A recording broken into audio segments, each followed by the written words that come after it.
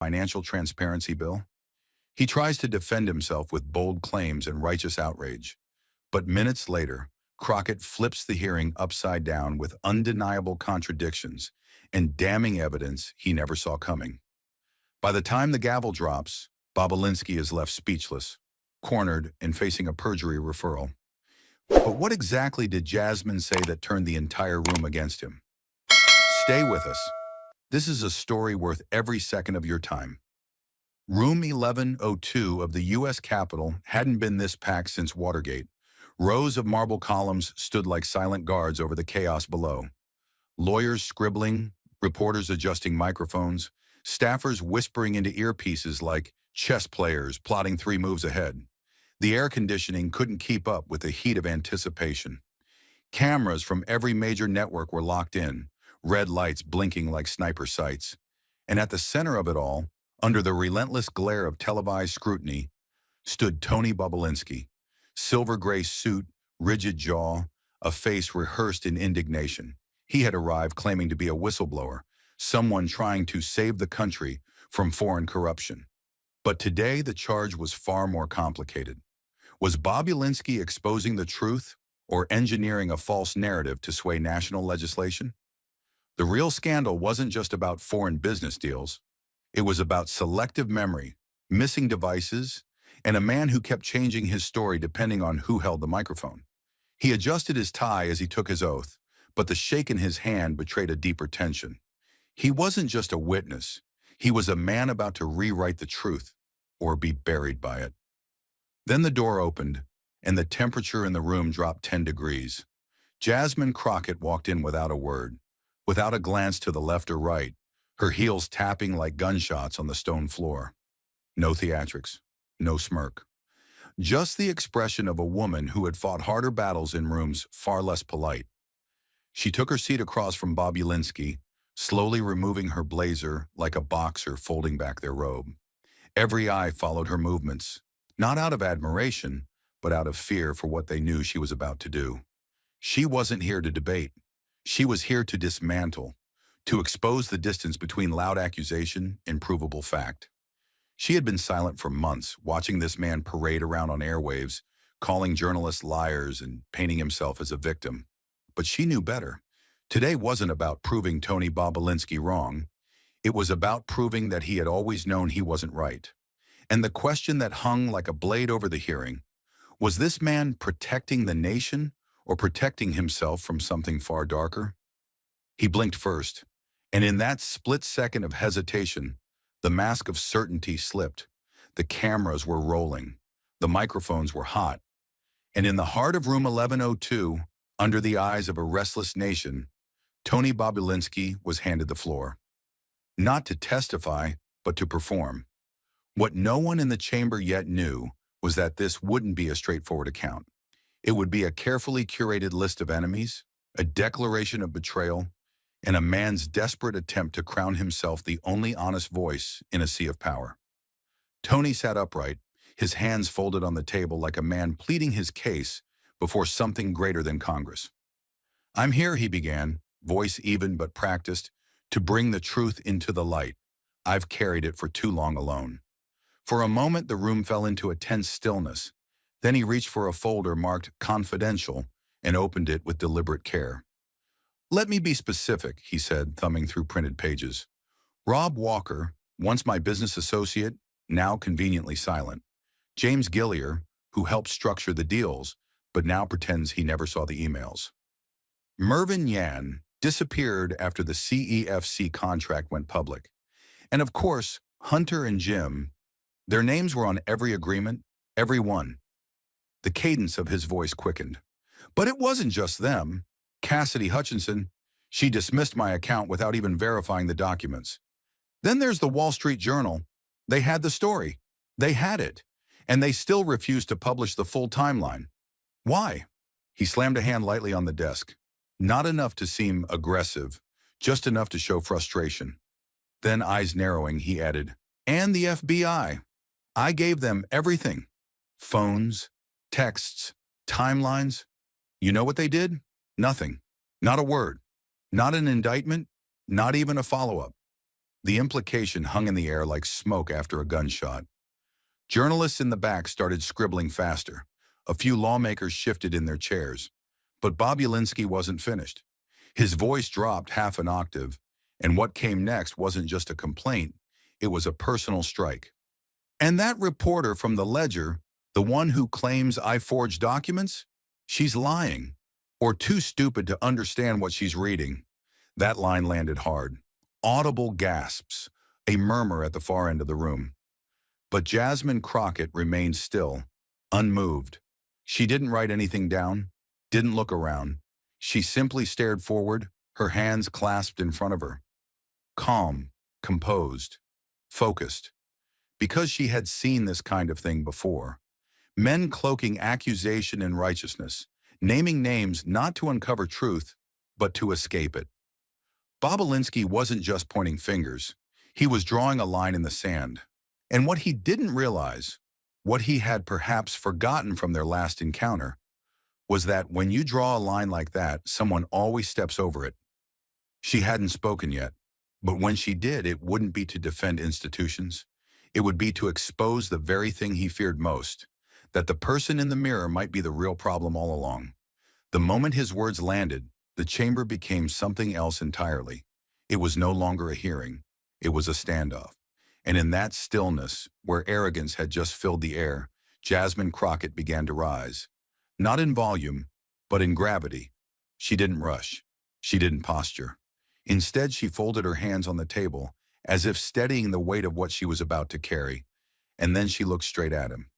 "Mr. Bobulinski," she said quietly, "you've just accused the FBI of lying. You've dismissed a professional journalist, someone who reviewed your documents line by line, as either dishonest or incompetent. You've named nearly everyone involved in this process as untrustworthy, biased, or corrupted. So tell me this, if everyone around you is a liar, who's left to believe? Just you." Her voice never rose, but the question thundered across the room like a verdict. It wasn't rhetorical, it was surgical. She wasn't playing politics. She was exposing the mechanics of a performance that had gone too far. And as she spoke, something unmistakable happened. The certainty on Bobulinski's face began to flicker. She reached for her tablet, tapped once, and the lights dimmed slightly as the screen behind them came to life. It was a clip from 2020, Bobulinski on national television, seated confidently across from a news anchor, hands clasped just like they were now. But the tone was different. The Bobulinski on screen was defiant, certain, unshaken. "I have direct evidence," he said, eyes locked with the camera. "Emails, messages, voicemails. I've seen everything. There is no ambiguity here." Jasmine let the clip play for a few more seconds until his words, "There is no ambiguity here," hung in the room like smoke after a gunshot. Then she paused it. The frame froze on his face, wide-eyed, urgent, utterly convinced. She turned back to him slowly. "That was you," she said.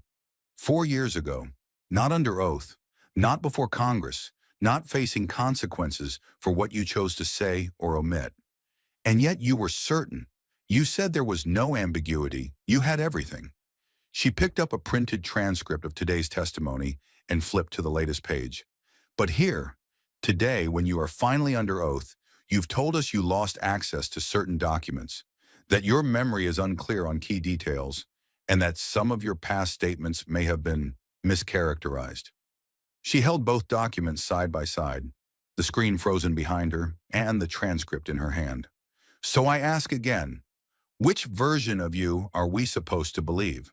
The one who told the world what it wanted to hear, or the one who sits here now, suddenly unsure, conveniently forgetful, and increasingly vague?" Bobulinski didn't answer. His lips parted as if to respond, but nothing came out. A beat passed. Then another. The silence was louder than any accusation. Crockett leaned in, not to intimidate, but to be heard plainly. "Because here's the thing, Mr. Bobulinski. Truth doesn't change based on the room it's spoken in, but people do." The silence that followed her question wasn't empty. It was accusatory. The kind of silence that doesn't wait for an answer, because it already knows the truth. But Jasmine wasn't finished. She hadn't come just to expose contradictions. She had come to remind the room, and the nation watching, that truth, if it is real, doesn't fade when the stakes get higher. With measured clarity, she reached for the printed transcript of Bobulinski's sworn statement from earlier that morning. The paper made a soft crackle as she turned the page, but the sound was sharp enough to echo. "Let's revisit your own words, Mr. Bobulinski," she said, her voice steady but infused with weight. "Today, under oath, you stated, and I quote, 'I cannot independently verify the intent or motivations of the individuals involved in these transactions.'" She paused, not for drama, but to give the words their full room to breathe. Then she looked up, and her eyes locked onto his. "That's what you said today, right here, on the record." Her tone didn't accuse. It illuminated. She lowered the page, then slowly turned her head toward the screen still frozen behind her. An image of Bobulinski from 2020, lips parted mid-sentence, captured forever in high-definition certainty. But 4 years ago, in front of a national audience, you looked into that camera and said you had direct evidence. Not vague theories, not suggestions, not guesses. You said you had emails, texts, voicemails, even audio. You said there was no ambiguity, that you knew who was involved, why they were involved, and what their intentions were. Her voice tightened, not in frustration, but in conviction. "So which is it? Were you overstating then, or are you undercutting now?" The question didn't need to be screamed. It was heavier because it wasn't. "Because either you misled millions of Americans when you made that statement," she continued, "or you're misleading this committee today under oath. And let me remind you, only one of those carries legal consequences." Her words were not just a warning, they were a mirror. One that forced him and everyone else to confront the widening gulf between the man he was when there were no rules, and the man he'd become now that truth had a penalty. Jasmine leaned forward slightly, just enough to press the point home. "This isn't about catching you in a contradiction. It's about asking whether the man who claimed to see clearly 4 years ago suddenly went blind, or whether he simply decided it was safer now not to remember what he once swore he knew." And with that, she let the silence return. Not because she lacked more to say, but because sometimes silence is the most damning evidence of all. Her last question still lingered in the room like smoke. Heavy, acidic, undeniable. But Jasmine Crockett wasn't here to wait for answers that would never come. She was here to bring the next truth to the surface, one that didn't depend on memory or interpretation, one that was written. With a calmness that felt almost surgical, Jasmine tapped her screen again. The congressional display behind her flickered for half a second before revealing a full-page email. No commentary, no narration, just the raw digital evidence in black and white. The heading read, "Subject, Quick Cleanup." Below that, time-stamped, sourced, and verified, was a message from Tony Bobulinski to one of his known associates. "Delete all Telegram chat logs before sending the phone. We'll provide a clean export after scrub." Jasmine didn't embellish it. She didn't need to. She simply stepped aside, allowing the words to speak for themselves. The phrase "after scrub" lit up across the screen like a quiet alarm bell for anyone who understood what that meant in legal terms. The tension in the chamber changed immediately. No longer hypothetical, no longer about what he claimed to remember or didn't. This wasn't opinion. This was intent. She waited just long enough for the gravity to land, then turned her eyes toward the committee. Not dramatically, but deliberately. "This is Mr. Bobulinski's own language," she said, voice low but resonant. "And it wasn't sent years ago. It was sent just days before his first public appearance as a self-proclaimed whistleblower." She let that sit a moment longer, then faced him directly. "Mr. Bobulinski, could you help this committee understand what scrub means in this context? Specifically in relation to chat logs you previously described as containing key evidence?" A beat of silence followed.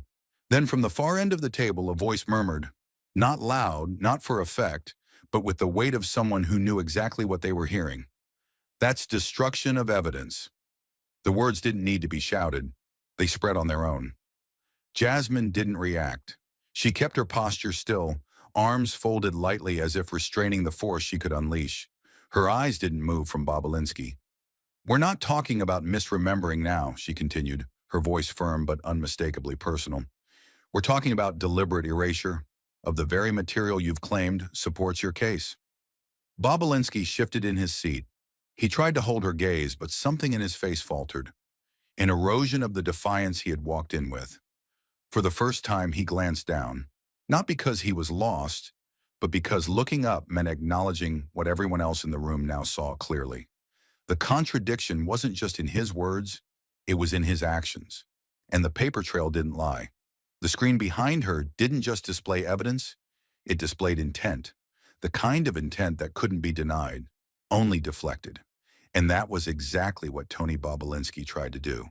In the one moment he should have stayed silent, he leaned forward suddenly, his voice cracking under pressure.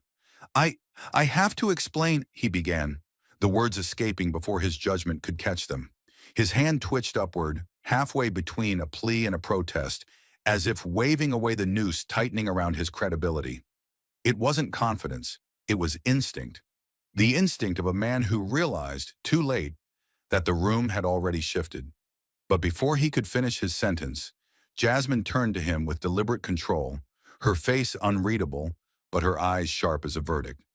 "No one interrupts me when I'm not finished, Mr. Bobulinski," she said, her voice even, firm and devoid of theatrics. She didn't need to raise her tone, because power doesn't have to shout when it's earned. There was no flourish, no grand gesture, just precision, just presence. Her words landed not like an attack, but like the closing of a courtroom door. Heavy, final, the kind of authority that comes not from title, but from having had to fight to be heard in rooms like this for far too long. Bobulinski froze, lips still parted, breath caught in the middle of retreat. The moment held, uncomfortable, undeniable, and the chamber responded in silence. A silence that wasn't neutral, it had weight. And in that weight, the imbalance of the moment revealed itself fully. A man trying to escape his own record, and a woman who had carried too many truths alone to let one more slip by unchallenged. Jasmine didn't gloat. She didn't glance for approval. She simply turned back to her documents, her tone seamless as if nothing had happened. But everything had. She had just reminded the room, and him, that interruptions may work in interviews, but not here. Not today. Not when the truth was already speaking for itself. The silence had exposed the cracks. But Jasmine Crockett wasn't here to admire the damage. She was here to widen it, to follow the trail from words to motive, and from motive to money. Because behind every contradiction was a transaction waiting to be uncovered. She straightened a single sheet of paper on her desk and looked up, her voice once again low and precise. "Mr. Bobulinski," she began, "can you confirm whether the law firm representing you received a $10,000 payment from a political action committee, one not publicly associated with your case, this past January?" Her delivery was calm, but her words hit like steel. Bobulinski blinked. It was the kind of question that doesn't ask. It corners. Before he could offer a denial, she tapped her tablet and brought the next document to life on the display. A payment record appeared, clearly dated, neatly itemized. The PAC was listed only as Midland Strategies Fund, a name unfamiliar to most in the room, but not to her. "This PAC has no public connection to your testimony," she said, "and yet $10,000 was directed to your counsel within 72 hours of your initial committee contact." She let the number hang there, not just as a fact, but as a motive, and then she layered it. "Here," she continued, pulling up a second document, a screenshot of an internal email thread. "This is from December 28th, 3 weeks before that payment. You were coordinating a private meeting with a registered lobbying firm in D.C., correct?" She zoomed in on the highlighted line. "Let's finalize prep for the rollout.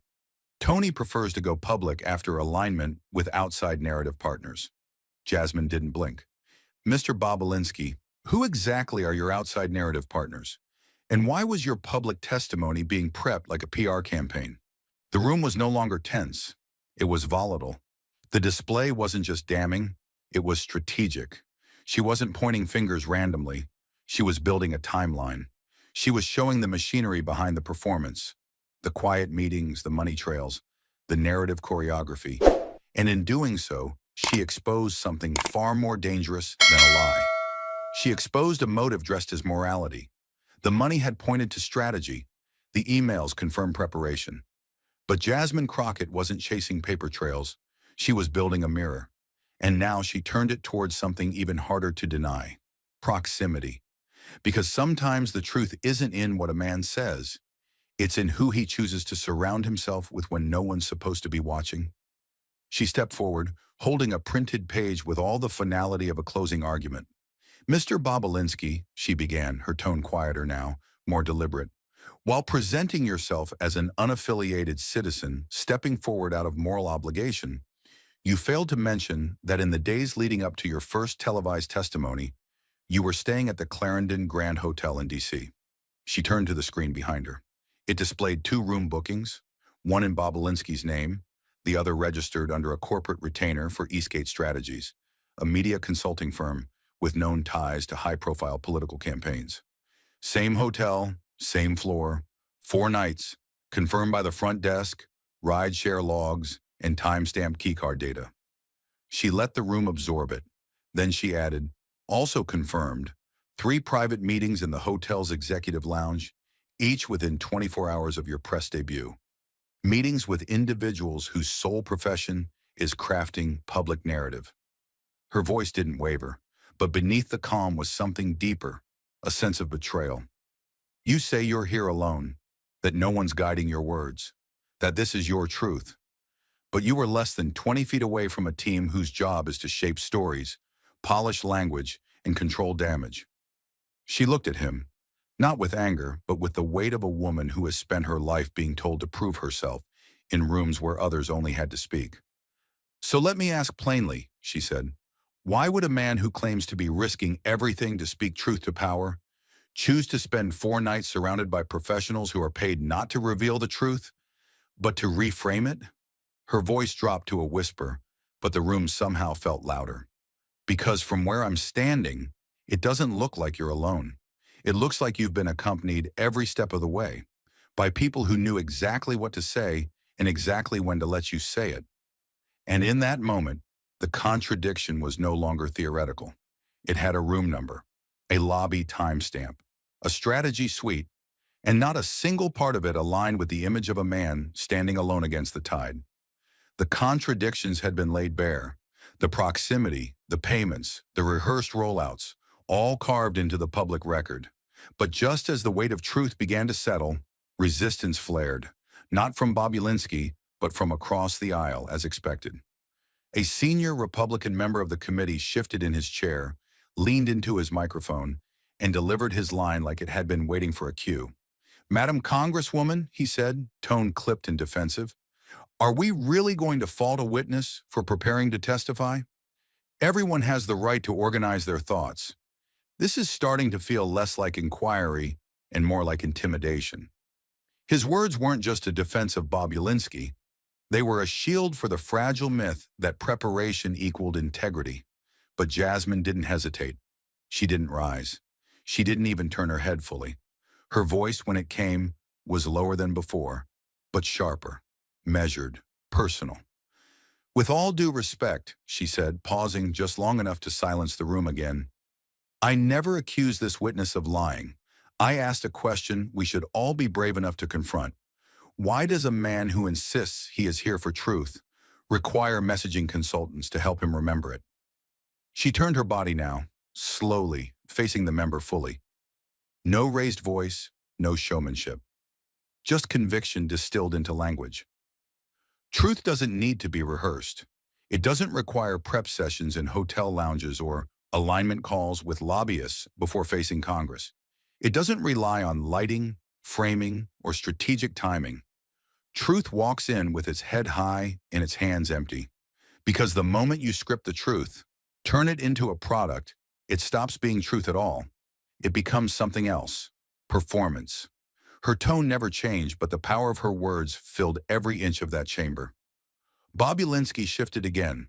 The Republican member said nothing more, because the room had already made up its mind, not about politics, but about what honesty sounds like.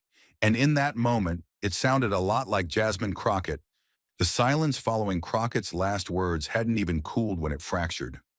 This time, not with denial or evasion, but with rage. Because when a narrative unravels and there's nothing left to hide behind, the last thing some men reach for is anger.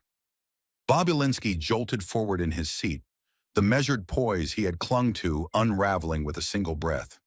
"This isn't a search for truth," he snapped, voice trembling just beneath a rising volume. "This is a political hit job, an attack on a man who showed up here in good faith. You're not questioning me, you're smearing me. You're dragging my name through the mud for doing what no one else had the courage to do." His hands gripped the edge of the desk, knuckles white, as if clinging to a version of the story he could no longer control. The room shifted, committee members glancing at each other, aides leaning in with sharpened ears, cameras adjusting their focus to catch every twitch of tension. Then a calm interjection. Bobulinski's counsel leaned into the mic. "Mr. Chairman, we respectfully request a brief recess. The witness is being subjected to—" But the sentence never finished. Jasmine Crockett had already stood. She didn't raise her voice. She didn't meet his anger with more anger. What she brought instead was colder, heavier, proof. In her hand was a single sheet of paper, held not like a weapon, but like a record that couldn't be denied. "This is your sworn testimony from January 12th, 2023, she said, walking forward one slow step at a time. "In that closed-door deposition, under oath, you stated clearly, and I quote, 'I have had no interaction with any outside messaging or strategy consultants prior to my public testimony.'" She laid the document down on the table in front of him, but her words didn't stop moving. "Yet today, under oath again, you've confirmed your stay at the Clarendon Grand. Same floor, same week, as two named political media operatives from Eastgate Strategies. You've acknowledged overlap. You've acknowledged conversation. You've acknowledged preparation." She straightened up and let the weight of those contradictions hang in the air between them. "So help me understand, Mr. Bobulinski. If both of those statements were made under oath, only 1 year apart, then one of them must be false, which means either you lied to us last year or you're lying to us now." Her eyes never left him. "And whichever version you choose, what you lose is the same: credibility." She stepped back, the chamber falling into a silence so deep, even the HVAC seemed to still. Then came the final line, not shouted, not embellished, just delivered with quiet clarity and an undertow of truth so sharp it cut through the air like glass. "Honest men don't rewrite their story every time the questions get closer, unless they were never telling the truth to begin with." And for the first time, Bobulinski didn't just look cornered, he looked revealed. The contradiction had been exposed. The fire of denial had flared, and the facts had smothered it. But Jasmine Crockett wasn't done. Not with silence, not with contradiction, and certainly not with timing. Because in a courtroom of public opinion, when a man speaks can be just as revealing as what he says. She stepped forward again, this time slower, but with an even more deliberate purpose. Her voice remained calm, but its weight grew sharper, as if every word now carried the mass of a clock counting down. "Mr. Bobulinski," she said, pausing just long enough for him to raise his eyes, "you claim to have held on to this truth, this dangerous, career-ending, nation-altering truth, for years, but you only chose to speak, publicly, vocally, and in full media saturation, just weeks before the Financial Accountability Reform Act was scheduled for its first reading." Her tone wasn't accusatory, it was surgical. "Why the silence, sir? Why now?" She let the question settle, then delivered the second. "Why hold your story for nearly 2 years, only to release it right as a bipartisan coalition prepared to regulate campaign finance flows and foreign influence disclosures?" She didn't blink. "Are we to believe that's just coincidence?" Before he could reply, she turned to the table beside her and picked up a binder. Not thick, but dense with purpose. "Because here's the part you didn't volunteer," she continued, flipping it open with slow control. "On January 3rd of this year, you signed a contract with Vanguard Crisis Solutions, a private media and political strategy firm based in Arlington, Virginia." She held up the signature page, bold and clear beneath the committee's spotlight. "This firm is known for managing high-risk narratives. They've handled scandals involving sitting governors, collapsed corporations, and more than one federal indictment. Their specialty is not justice, it's optics. She didn't raise her voice. She simply walked back to the center of the room, holding the document like a scalpel. You didn't step forward alone. You didn't wake up one day, burdened by conscience. You retained professionals. You consulted messaging strategists. You coordinated timing with an entire infrastructure designed to maximize impact, manipulate coverage, and protect your image. Her words landed not as allegations, but as conclusions already drawn. Then she stopped walking. She turned fully to him now. No paper in hand, just presence. You said you're not a political operative, that you don't play games with the truth, that you came here with nothing but integrity. She leaned forward just enough to narrow the distance. But you brought a campaign with you, a script, a schedule, and handlers who knew how to shape every line. Bobulinski's face was still. His mouth didn't move. But the expression he wore was no longer resistance. It was recognition. He knew what was coming next. Jasmine didn't pause. You've told the public you're an outsider, a reluctant participant dragged into the center of controversy. But nothing about this is reluctant. Nothing about this is unplanned. Everything about your story, from the day you resurfaced to the press conferences to the talking points, was coordinated. And that's not the language of a whistleblower, Mr. Bobulinski. That's the choreography of a performance. She returned to the committee bench, not rushing, not triumphing, just certain. You want to talk about courage? She asked, not to him anymore, but to the room itself. Courage isn't timing your truth to suit a headline. Courage isn't hiding behind a crisis firm until the press is ready. Courage is standing up when it's inconvenient, when there's no team, no publicist, no backup, just facts and a backbone. She let that hang there, no one daring to interrupt. Then quietly, almost too softly to hear, and the story you've told this committee isn't courage. It's choreography. The silence that followed wasn't stillness. It was impact, the kind that lingers, the kind that redefines a name. And Jasmine Crockett stood in it, not because she needed the final word, but because she had already taken the truth back from the man who tried to sell it. The final blow hadn't needed to be loud. It had simply needed to be true. And as Jasmine Crockett took her seat, the impact was undeniable.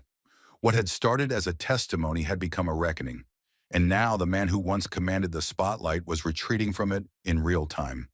Bobulinski shifted in his chair, no longer leaning in, now leaning away.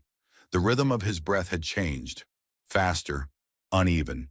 His eyes darted between committee members, legal counsel, the cameras, and back again. And then came the sentence, the one that confirmed what every silent second had already confessed. I'm sorry, he said, voice lower, thinner, almost rehearsed but failing at conviction. I don't believe I can continue answering questions at this time, not without further legal consultation. The words were dressed in formality, but behind them was retreat, strategic, desperate, final. His lawyer leaned in, whispered something inaudible, and Bobulinski gave a quick nod like a man grateful for permission to hide. The tension cracked, but it didn't collapse. It shifted. A Republican member on the far side of the dais seized the moment with audible frustration. This has gone far enough, he snapped, his voice loud enough for the cameras to catch. Congresswoman Crockett is badgering the witness. He came here in good faith and deserves the right to respond without political theater. The accusation hung in the air like a flare, designed to distract, to recenter, to rescue. But it didn't land, not this time, because the room and the country beyond it had already seen too much. Before Jasmine could even rise, the chairman raised his gavel and brought it down with a single, deliberate strike. The sound echoed like a verdict. The gentle lady from Texas, he said, calm but firm, is operating fully within the bounds of her congressional authority. The witness is not under personal attack. He is under examination.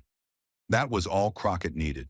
She rose, not slowly, not dramatically, but with the same deliberate focus that had defined every step of this exchange. The pause before she spoke was brief, but loaded. She looked directly at Bobulinski, not with fury, not even disappointment, just unwavering clarity. I will stop, she said quietly, when he starts telling the truth. It wasn't a threat. It wasn't even a warning. It was a promise. The room didn't applaud, because it didn't need to. The line carried its own thunder, and for a moment, even the cameras seemed to steady, knowing they had captured something that didn't need editing. It wasn't just a congresswoman pushing back. It was the moment truth stopped asking for permission and started demanding accountability. Bobulinski looked down, jaw clenched, the veins in his temple visible now under the harsh hearing room lights. He opened his mouth, then closed it again. No answer came. Not because he lacked the words, but because he knew they would no longer be enough. He had used them all, early, loudly, and recklessly. And now, when they were most needed, he had none left that could stand. Jasmine didn't move. She didn't need to. The weight of her presence and the precision of every question that had brought them to this moment held the floor without force. She had stripped away the noise, the handlers, the narratives, the choreography, and all that remained was a man, cornered by his own contradictions, asking for legal cover he had claimed he would never need. The Republican member tried again, his voice flatter this time. Surely we can all agree there's a line, but the chairman raised a hand, silencing him before the sentence finished. This committee has an obligation to the truth, he said simply, not to the comfort of the moment. And the moment was anything but comfortable. For Bobulinski, it was unraveling. For Crockett, it was the culmination of discipline meeting injustice head-on. And for everyone watching, from committee staffers to the millions streaming live, it was proof that silence is sometimes the loudest admission. The chairman called for a 5-minute recess, but no one moved right away. Not because they didn't hear him, but because they couldn't look away. Jasmine turned back to her desk, collected her papers with quiet precision, and sat down. Her face didn't show satisfaction, only focus. Because this wasn't the end of anything. It was the beginning of accountability finally catching up to performance. And in the echo of the gavel, in the stillness of a man choosing silence over clarity, the nation had already heard everything it needed. The silence that followed Jasmine Crockett's last line wasn't a lull. It was consequence. The room had felt it, heavy, taut, as if something unspoken had just cracked open. Bobulinski had invoked legal counsel. A Republican member had tried to shield him. The chairman had reaffirmed her authority. And now, as the room braced itself for what felt inevitable, Jasmine didn't retreat. She leaned in. Because truth, once shaken loose, doesn't drift quietly. It demands closure. She didn't shout. She didn't raise her hands or pace like someone putting on a show. Instead, she reached into the folder resting just beside her microphone. The movement was slow, deliberate, and so focused it drew the eye of every lens in the room. 3 pages. That was all. Just 3 clean, unmarked documents pulled from the folder and placed in front of her like puzzle pieces long hidden from view. She lifted the first. October 22nd, 2020, she said, her tone firm but controlled. National television interview. Voluntary appearance. No subpoena. No oath. Just a man with a microphone and a narrative. The screen lit up behind her, displaying a scanned copy of the statement. In it, Bobulinski had claimed to possess direct, personal knowledge of communications and financial transactions implicating specific individuals. He had named names with surgical precision, dates, amounts, locations. And he had done so with a confidence that, at the time, had stirred national media into a frenzy. Jasmine didn't dwell on the details. She let the phrasing speak for itself. The certainty, the conviction, the lack of hesitation. Then she reached for the second page. January 12th, 2023, she continued. Private deposition, sworn testimony, behind closed doors but under oath. And the tone? Very different. She didn't need to highlight the contrast because it was already on screen. The language in the second statement was cautious, even guarded. To the best of my recollection, it is my understanding that I cannot independently confirm. These weren't the words of someone holding a smoking gun. These were the words of someone slowly backing away from the fire he had once lit. She let the room sit with that. Then she held up the third sheet. And now today, before Congress, under oath, before the American people, yet another version. Her voice tightened slightly, not with anger, but with incredulity earned through facts. Today, Mr. Bobulinski has told this committee that some records may have been lost, that some claims were exaggerated, that previous statements might have been taken out of context. She looked directly at him, not to accuse, but to insist. 3 statements, 3 settings, 3 timelines, but only one mouth, one name, one man. She placed the 3 documents side by side on the presentation table, turning slightly so the camera feeds could frame them in a single shot. Then she stepped back, not to dramatize, but to give the room space to see the truth with its own eyes. This isn't about partisanship, she said, voice dropping to something more elemental. This isn't about headlines or headlines that were denied. This is about a pattern of storytelling that adapts not to the facts, but to the pressure. Her hands now rested lightly on the table, the way a surgeon rests their hands before an incision. She didn't need to prove emotion. She needed to prove inconsistency, and she already had. Let me be clear, she said. I don't need every American watching to believe me. That's not my job. I'm not here to sway the public with theater. I'm here to ask the one question that logic demands, one that, if we're honest, every person in this room is already asking themselves. She paused. No rush, no performance. Just clarity distilled to its purest form. If a man tells 3 different stories, each under a different kind of pressure, each meant for a different kind of audience, then why should we believe the 4th? The silence that followed was thunderous. It didn't suck the air from the room. It deepened it. You could hear it in the way pens stopped scratching, in the way aides held their breath, in the way Bobulinski lowered his eyes, not because he was guilty by law, but because he had been undone by his own contradictions. Jasmine didn't gloat. She didn't raise her arms or look for validation. She stood still, letting the gravity of the record she had just laid bare do its own work. Around her, the weight of the moment settled like dust in a courtroom. It wasn't the kind of silence that came at the end of a debate. It was the kind that comes at the end of a verdict. And in that silence, every person in the room, on either side of the aisle, at any end of the argument, was forced to face what had just been laid out. Not a smear, not an attack, but a pattern so clear it didn't need commentary. Just contrast, just dates, just words. As Jasmine returned to her seat, she didn't speak again. She didn't need to. The 3 sheets of paper remained on the table, like pieces of evidence left on display at a crime scene no one could unsee. The lights didn't dim, the cameras didn't cut, but something had ended. Not the hearing, the illusion. And no one, not even those who had entered the room ready to defend Bobulinski, could pretend they hadn't seen it collapse.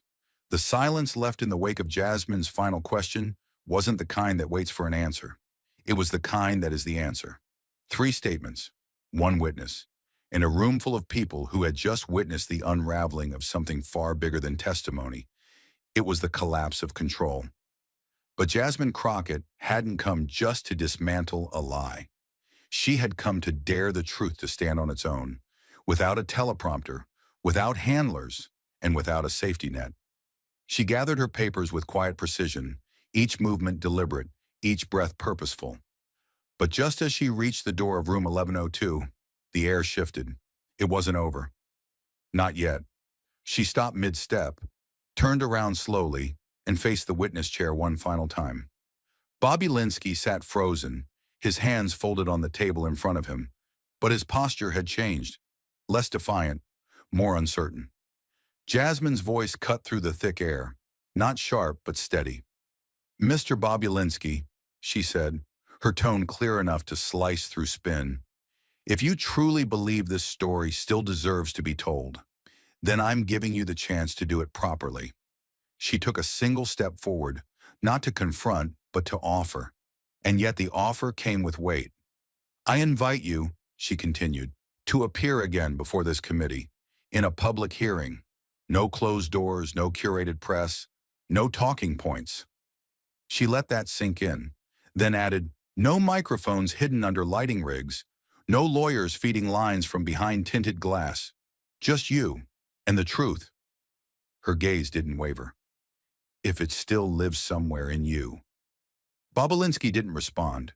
His mouth twitched, but nothing came out. The cameras stayed locked on him, but the real power had already shifted. He had spoken for hours, but said nothing that survived his own contradictions. Jasmine had spoken less, but every word had stayed. And then, with her final words, she sealed the moment like a courtroom closing argument. This time, don't bring your performance. Bring your proof. She turned again, walked toward the door. No one followed her. No one needed to. She had left her closing remarks not on the record, but in the room itself, in the eyes of everyone who had come hoping for clarity and left knowing exactly what they had seen. The cameras remained on for only a moment longer. Then the red lights went out. The hearing was over. But across the country, the conversation had only just begun. Screens lit up, phones buzzed, news alerts fired, and in bold, flashing text, a hashtag started to rise. 3 versions, 1 truth. It began as a whisper, a few tweets, a clip here, a pull quote there, but within the hour it was trending. Not because it was catchy, but because it captured something visceral. It wasn't just about Bobulinski anymore. It was about what people say when they think no one will check. It was about the space between what is claimed and what is proven. And it was about a woman, calm, sharp, unshaken, who didn't need to shout to be heard. Clips of Jasmine's final words went viral, not because they were dramatic, but because they were real. The kind of real people don't expect from politics. The kind of real you can't fake. On university campuses, in law schools, in barbershops, and lunchrooms, the clip played again and again. Don't bring your performance, bring your proof. It became more than a challenge. It became a standard. Back in room 1102, the staff cleared the last of the documents. The lights dimmed. Bobulinski remained seated for a moment longer, staring down at the papers he no longer controlled. He had walked into the room with a story. He left it behind, along with the illusion that it couldn't be questioned. And Jasmine Crockett? She didn't need a press conference. She didn't need to explain what just happened.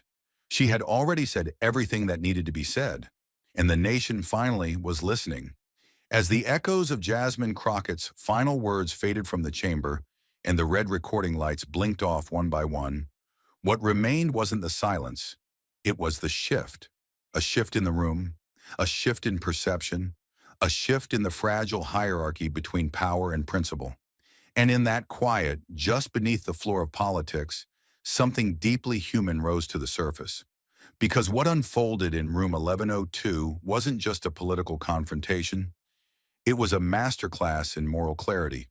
It was about what happens when a woman who was never meant to hold the mic seizes it with such precision, the narrative can't twist its way out. Jasmine Crockett didn't just challenge contradictions. She confronted a system that had grown comfortable with them. She exposed the scaffolding of performance, the carefully timed interviews, the curated outrage, the strategized vulnerability. She unmasked the machinery, not by breaking it, but by standing still long enough to let it expose itself. And in doing so, she didn't just hold one man accountable. She made the entire room reckon with the truth of how easily we mistake volume for virtue or media presence for moral weight. It's a truth we often overlook, that some of the most dangerous lies aren't shouted from podiums. They're calmly repeated, recycled, reinforced until they feel indistinguishable from sincerity. But Crockett saw through that, not because she had more facts, though she did, but because she had the one thing those built on spin could never withstand: consistency. Let's not gloss over the pressure she stood under. Jasmine Crockett didn't walk into that hearing as a neutral arbiter. She walked in as a black woman in a room that still, whether openly or not, questions her presence, her tone, her right to interrupt a narrative shaped by men with suits and microphones. Every time she opened her mouth, she risked being called angry, combative, disrespectful, and yet she didn't flinch, not once. She never raised her voice because she didn't need to. Her words were heavier than volume. They were measured, purposeful, and immune to spin. In a world where outrage is currency, she traded in integrity, and she showed that control isn't the absence of passion. It's the presence of power, held tightly by someone who knows exactly when to let it go. And here's the deeper injustice she faced, that the burden of proof never rests equally. Bobulinski could change his story 3 times and still be treated as a credible witness.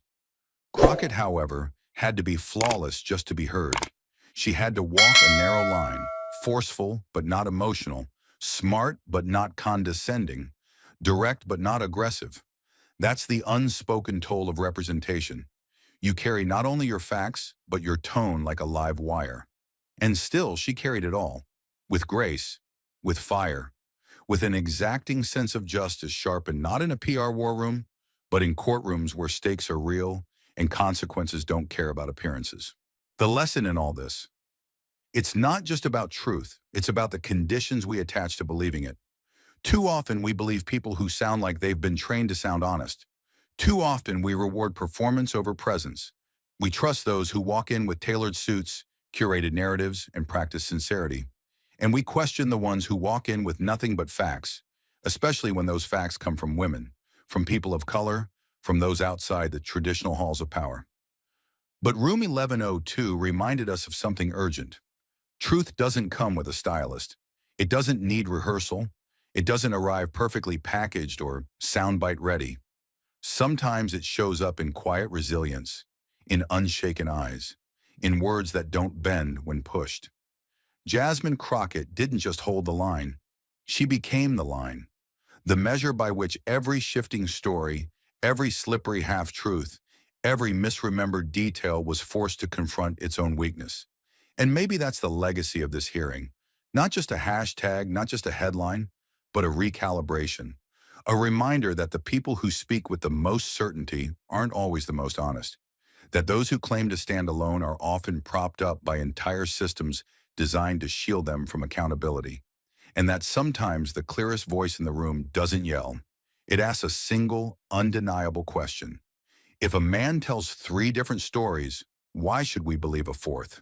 That's not just a takedown. That's a test of national discernment. And as Nasser 3 versions, one truth continued to trend, something else happened.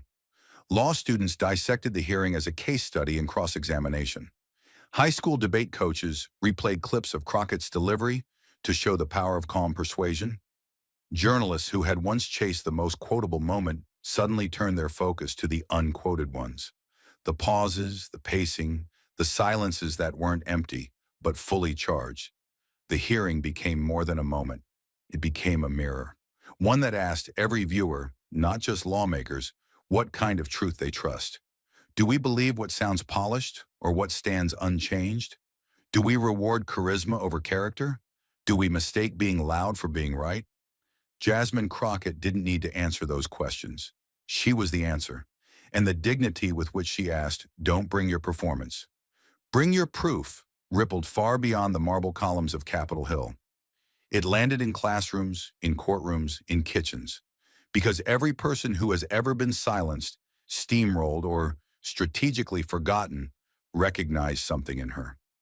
Not just intelligence, not just strength, but the terrifying clarity of someone who doesn't need to convince you, they just need you to look. And here's where the lesson deepens. In the aftermath of that hearing, it wasn't Bobulinski's contradictions that haunted the national conversation. It was the courage it took to challenge them. The quiet audacity of one woman standing alone, not because she had to, but because no one else would. That's the story worth remembering. Not the drama, not the outburst, not the convenient retreat behind legal counsel, but the woman who stayed, who stood, and who spoke. Not for applause, not for branding, but because the truth mattered. And because someone had to be willing to say, "I will stop," when he starts telling the truth. So if there's a moral here, it's this. In a time where we're surrounded by noise, truth still exists, but it won't fight to be heard. It waits. It endures. It survives the rehearsed and the relentless. And sometimes it wears a calm face, carries a stack of documents, and speaks last. Not because it's unsure, but because it knows one simple, unstoppable thing. When truth finally speaks, there's nothing left to say. When truth finally speaks, there's nothing left to say, but there is something left to do. Because what happened in room 1102 can't stay there. It can't just be another clip, another trending tag, another righteous moment flattened by the 24-hour news cycle. What Jasmine Crockett stood for, what she risked by standing, demands more than admiration. It demands action, and not just from those in Congress, but from every one of us who claims to care about truth, justice, and what it means to live in a democracy that hasn't given up on accountability. So ask yourself, what now? Because if you're moved, if you felt your chest tighten as her voice cut through contradiction, then know this: emotion without action is just noise, and we have enough noise. What we don't have enough of are people willing to turn reaction into resistance, disbelief into disruption, discomfort into demand. Jasmine Crockett showed us that truth isn't fragile, but it is outnumbered. Every time someone like Bobulinski rewrites history with a smile and a script, it's not because truth is weak. It's because liars are loud and well-funded and rehearsed, and they count on you turning away. Don't. Don't let this story die in the silence that follows most political theater. This wasn't theater. This was exposure. It was justice with a heartbeat. It was a woman who carried the weight of truth into a room built to diminish her and made the walls echo instead. But echo fades if we don't amplify it. It's not enough to watch her. It's not enough to applaud. It's not enough to say she was powerful.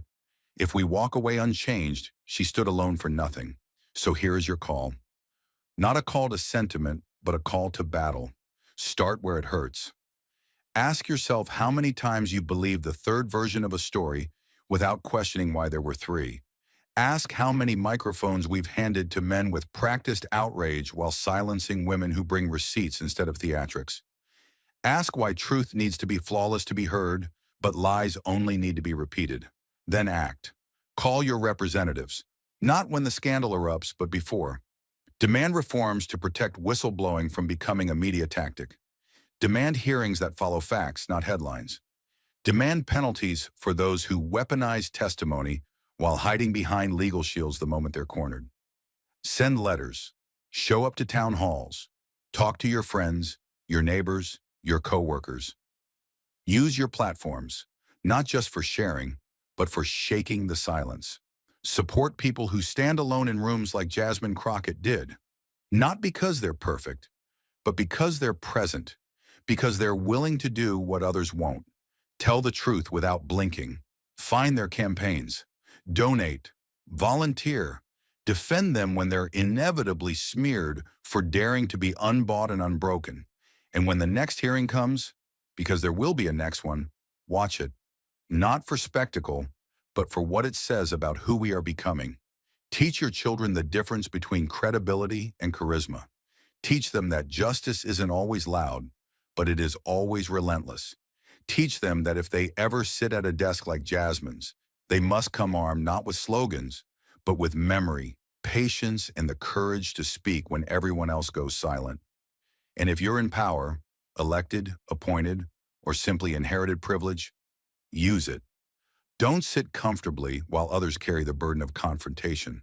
Don't hide behind bipartisan inaction. Don't pretend neutrality when clarity is required. Stand, speak, investigate, reform. If you saw what happened and thought that's what we need more of, then be more of it. In the rooms you occupy, in the votes you cast, in the silence you break. Jasmine Crockett didn't end something in that hearing. She lit a fuse. And whether it becomes a spark or a fire depends on what happens next. The hashtags have already faded before.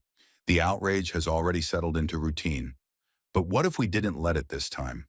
What if we stopped treating courage as content and started treating it as the example we follow? Three versions. One truth isn't just a slogan, it's a challenge. A reminder that in this political moment, where facts are manipulated, timelines distorted, and justice constantly delayed, the truth is a battleground. And it doesn't need cheerleaders. It needs soldiers. Be one. March with your voice. Fight with your vote. Lead with your conscience. Because if Jasmine Crockett can walk alone into a room like that and make the truth louder than spin, then the least we can do is echo her with action. You saw the truth. You felt it. Now prove you were listening. Start now. Speak louder. Stand longer. Push harder. Because silence, at this point, is complicity. If you've made it this far, it means you felt it. The tension, the injustice, the truth fighting its way through noise and power. You didn't just watch a hearing. You witnessed a battle for integrity unfold in real time. And if it stirred something in you, rage, clarity, or the quiet realization that silence is no longer an option, then you already know this story can't end here. That's why we want to thank you, not just for watching, but for staying. Through every contradiction, every moment, Jasmine Crockett stood her ground against a machine designed to wear people like her down. In a world that rewards spectacle over substance, you chose to follow the facts, to feel the weight of a woman carrying truth where truth wasn't supposed to survive. That means something. It means you're part of a community that refuses to be numbed by politics, that sees through the polish, the handlers, the scripts, and chooses the raw, unfiltered clarity of courage. But we need your voice to carry this forward. If stories like this matter to you, if you believe in exposing what's hidden, in amplifying those who speak truth without a media army behind them, then this is your moment to stand with us. Hit that subscribe button. Join a growing movement of people who aren't just here to be entertained. They're here to be awakened. Every subscriber strengthens our reach. Every click helps us hold power accountable. Every share puts a spotlight where darkness used to live unchecked. And this isn't just about content, it's about consequences. When voices like Jasmine's are silenced, when hearings like these are brushed aside, the world doesn't become quieter, it becomes more dangerous. We promise to keep bringing you stories that cut through the spin, to document, to question, to challenge. But we can't do it alone. Your subscription is more than support, it's solidarity. So if your heart raced, if your jaw clenched, if you whispered finally when Crockett said, "Don't bring your performance, bring your proof," then don't just scroll on. Stand with us, subscribe, share, comment. Let the algorithms know that truth still matters, that substance still wins, that this fight is far from over, and that you're in it. Because the world isn't changed by those who say, "That was powerful." It's changed by those who ask, "What do we do next?" So stay with us. Subscribe now. This is just the beginning. Thank you for watching until this moment and for standing with us on this journey for justice. Your support means everything. Like, subscribe, and turn on notifications so you never miss what's next. And we'd love to hear your thoughts. Leave a comment below and let us know what moved you most in this story. Together, our voices make a difference. Inside the United States Capitol, with 9 million viewers watching live, Jasmine Crockett and J.D. Vance clash fiercely over federal healthcare policy and consumer protection amid skyrocketing drug prices. Vance tries to justify the outrageous costs, calling government aid dependency. But just minutes later, Crockett flips the entire hearing with evidence he never saw coming. The room falls silent, social media erupts, and J.D. Vance is left speechless, standing on the brink of collapse. Could a single letter really end his career, live on national television? Stay with us. This is a story worth every second of your time. Under the harsh, fluorescent lights of Capitol Room 216, the tension was immediate and unmistakable. Today's hearing, the future of federal health care and consumer protection against drug pricing abuse, was more than just policy talk. Every major news network was broadcasting live. Journalists lined the hallway, microphones in hand, while photographers jockeyed for position. At the center of the room, a solemn display of insulin vials and EpiPens sat like evidence at a crime scene, each one labeled with its skyrocketing price. The message was clear. This hearing wasn't abstract. It was life or death. J.D. Vance arrived early, his expression set. He barely glanced at the display. Sitting down, he flipped open a binder stuffed with attack lines, charts, and color-coded tabs. Waste, Obamacare, entitlements. To him, the Affordable Care Act was political theater, an expensive gesture that needed dismantling. His plan was simple: paint the current system as broken and those defending it as fiscally irresponsible. Moments later, Jasmine Crockett stepped into the room, calm, deliberate. In her hand was a thick crimson envelope.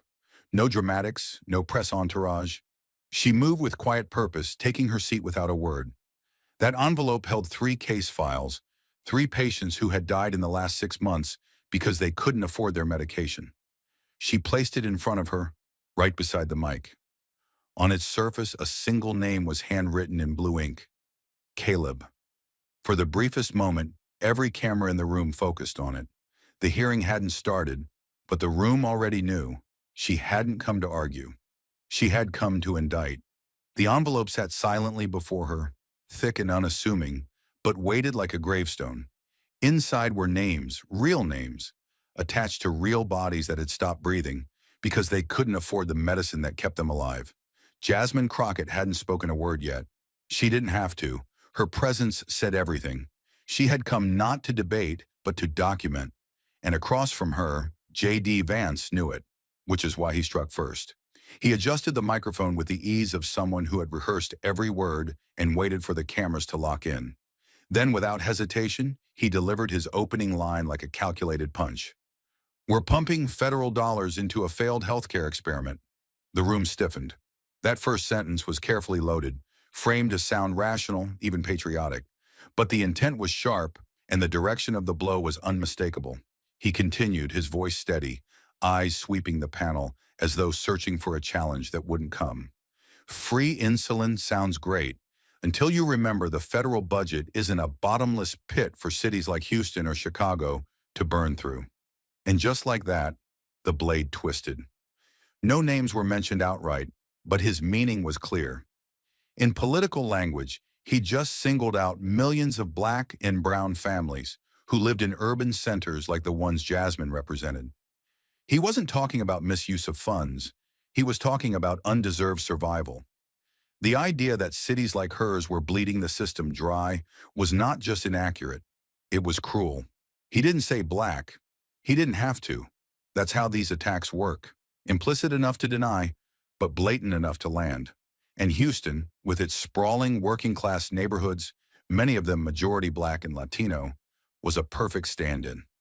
Chicago, a long-time rhetorical target for conservatives aiming to connect race, crime, and poverty in the public imagination, was the other.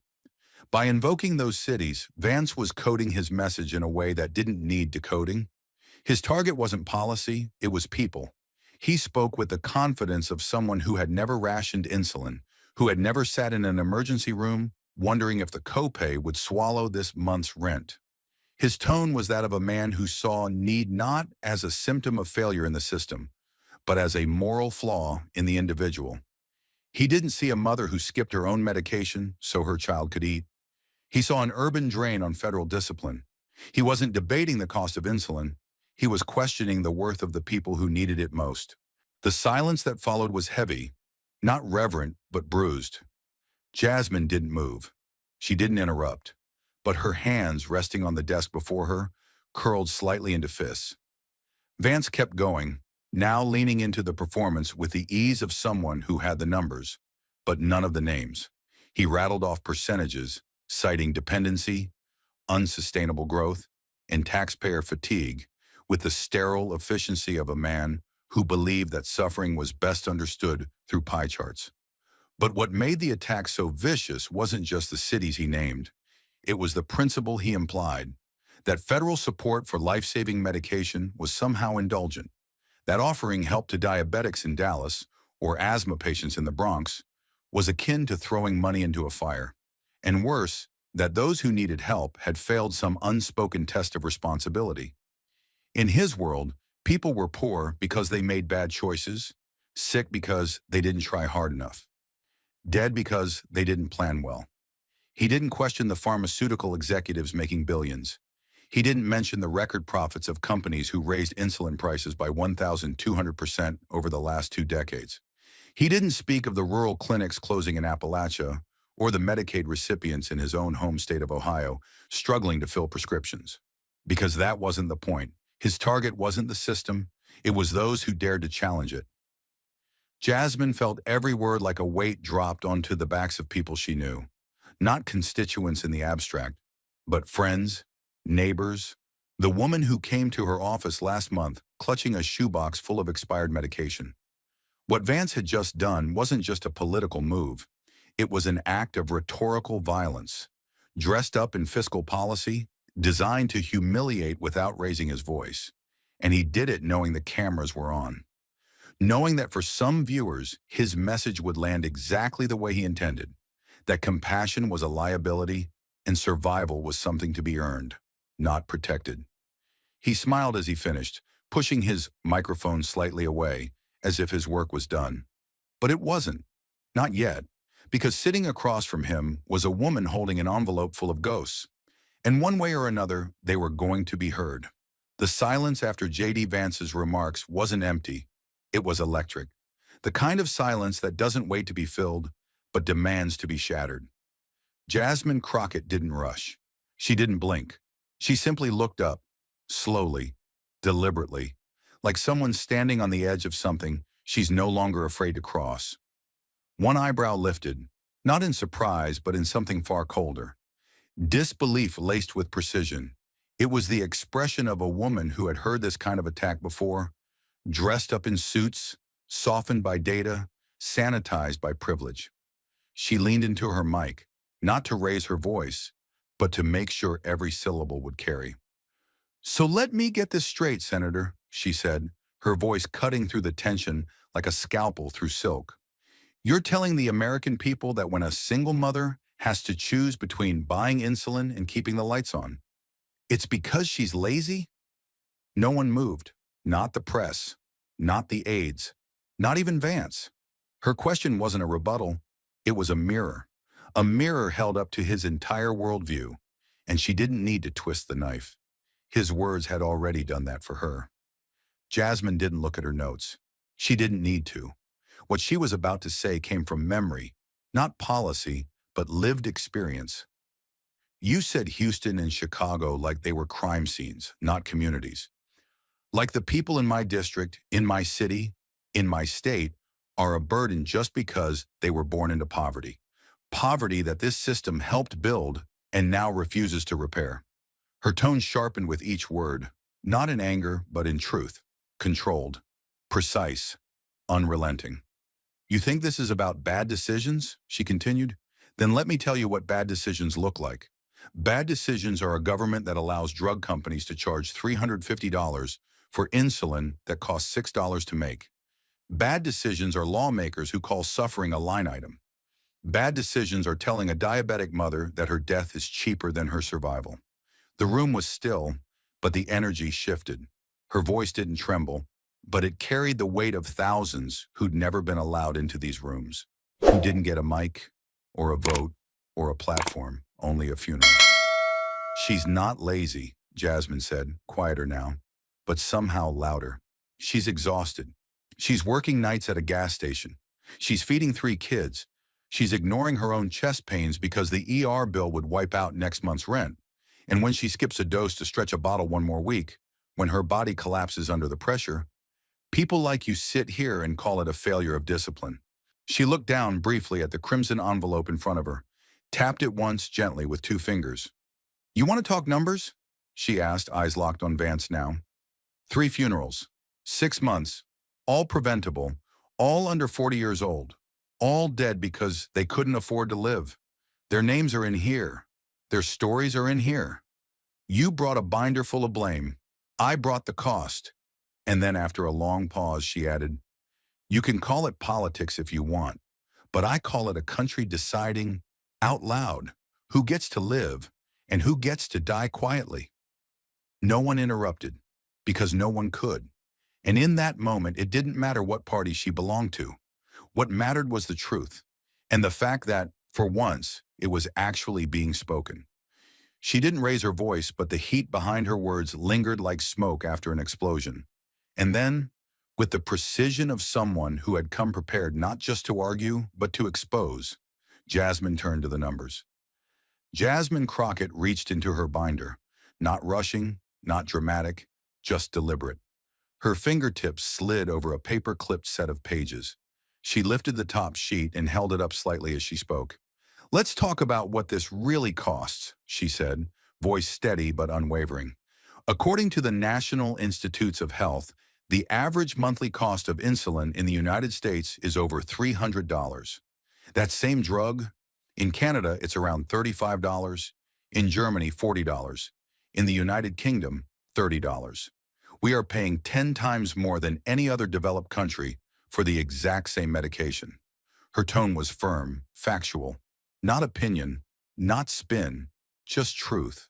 And truth in that moment was more confrontational than any insult Vance could have hurled.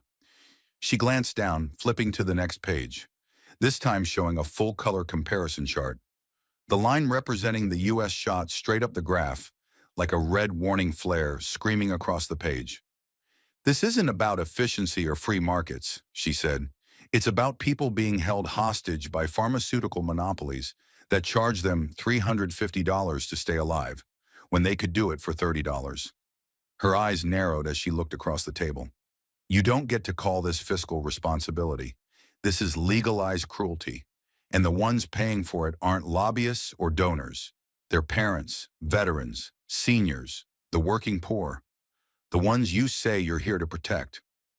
There was no shouting, no performance, just a voice so grounded in reality, so tethered to the weight of what it meant to live paycheck to paycheck with a chronic illness, that it silenced the room more effectively than a gavel ever could.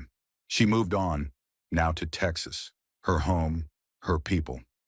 Nearly 2 million Texans rely on the Affordable Care Act for coverage, she said, holding up a new document, this one stamped with state health department seals. That includes cancer patients in Lubbock, diabetics in Amarillo, asthma patients in rural Tyler. These aren't numbers to me. These are real lives, real names. And guess what? She looked directly at J.D. Vance. Most of them don't live in Houston or Dallas or Austin. Most of them live in counties that voted red. Counties where they trusted people like you to fight for them. She paused long enough to let the point land. Then she spoke again, slower now, more personal. So when you mock Obamacare, when you talk about free insulin like it's a handout, you're not just attacking my constituents, you're attacking yours. You're looking the people who put their faith in you, working class families in your state and mine, and telling them they're too expensive to save. No one interrupted, not because they agreed, but because there was nothing to say. The facts were too sharp, the logic too tight, the reality too plain. She wasn't playing politics.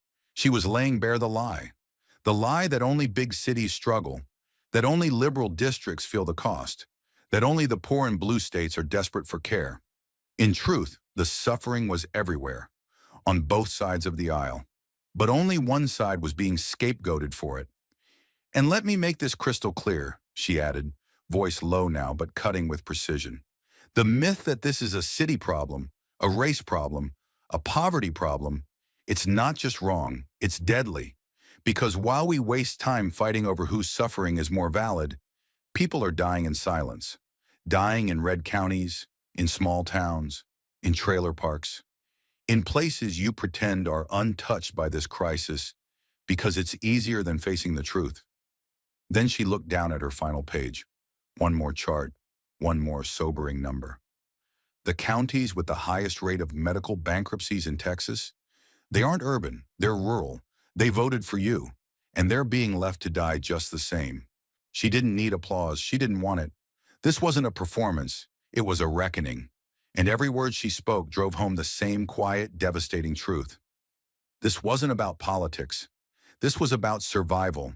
And for once, someone in that room had chosen to tell the whole, uncomfortable, unvarnished truth. The charts were still glowing on the screen behind her, proof stacked like bricks, but J.D. Vance didn't even glance at them. Instead, with the practiced calm of someone who'd never had to choose between medicine and dinner, he leaned in and reloaded.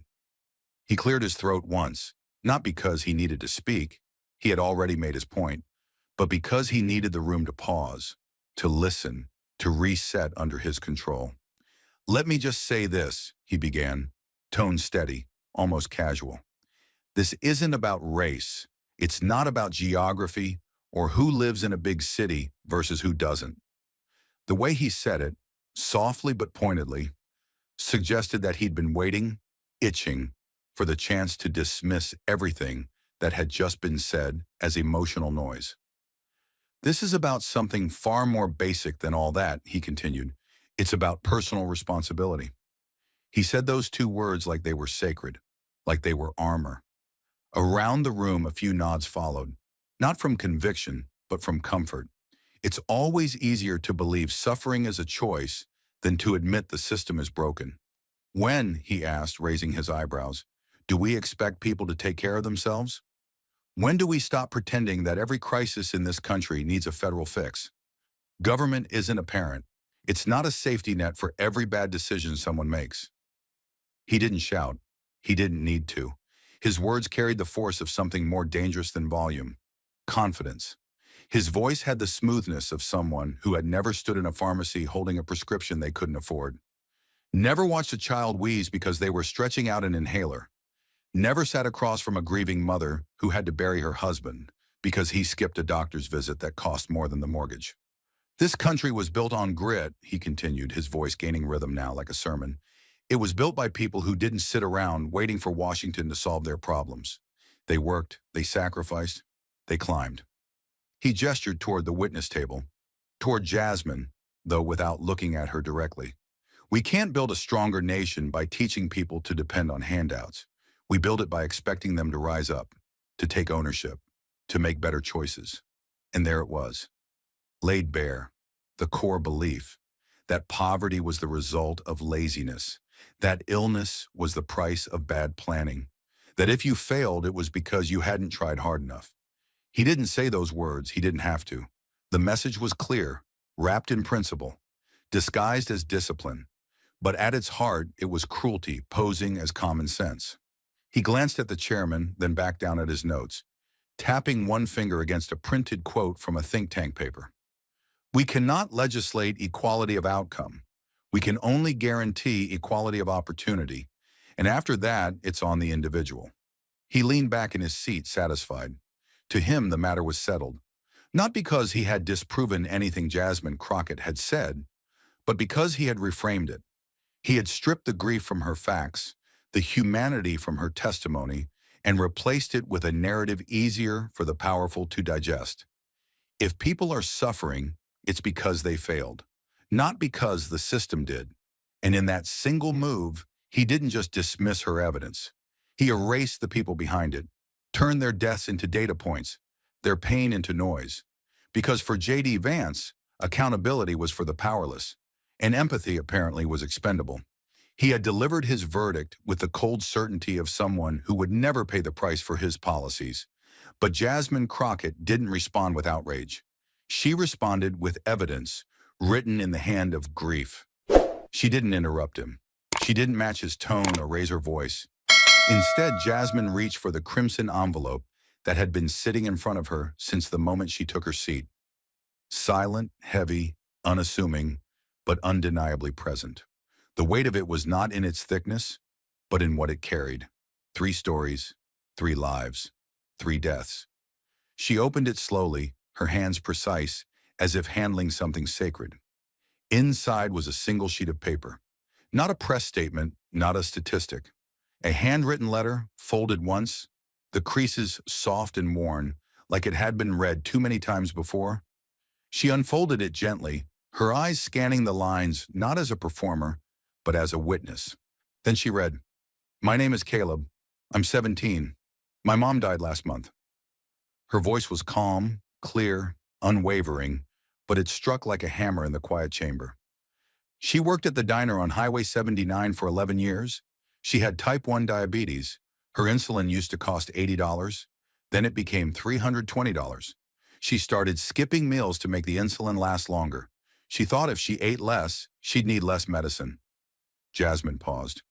Just long enough for the words to settle. No one moved. Not the press, not the panel, not even Vance. "She collapsed in our kitchen. I found her. Her lips were blue. I called 911. They took her to the hospital, but she never woke up. She was in a coma for 6 days. On the 7th, they told me there was nothing left to wait for."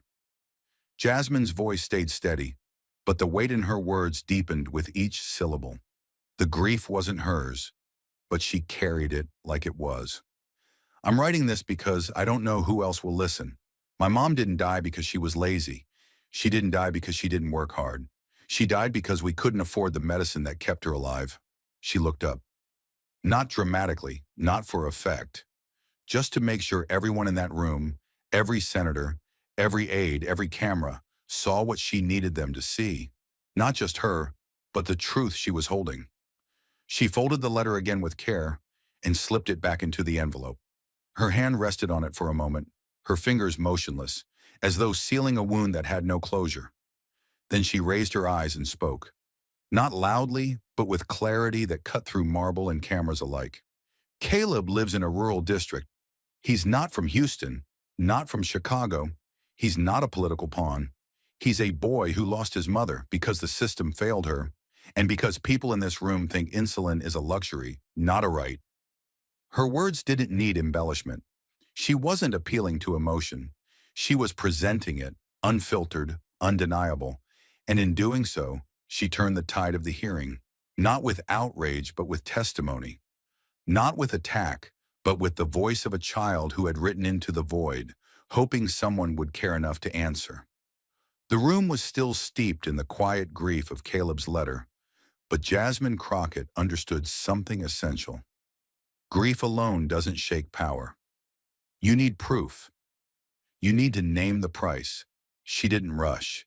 She let the silence settle, let the weight of Caleb's story linger just long enough to make the air feel heavier. Then with a slow, deliberate motion, Jasmine reached into her binder again, this time retrieving a single sheet printed on clean, white paper. It didn't tremble in her hands. It didn't need sentiment or drama. It carried its own gravity. The seal of the Federal Election Commission gleamed faintly at the top. She placed the document down gently, flat on the table, and looked up. Not at the cameras, but directly at J.D. Vance. While Caleb's mother was measuring her life one dose at a time, she said, her voice lower now, slower, more deliberate, Sonora Pharmaceuticals was writing checks. No one said a word. She tapped the page with 2 fingers. $148,000. That's how much Sonora donated to your campaign and your affiliated committees over the past 14 months. 14 months. The number wasn't theoretical. It wasn't abstract.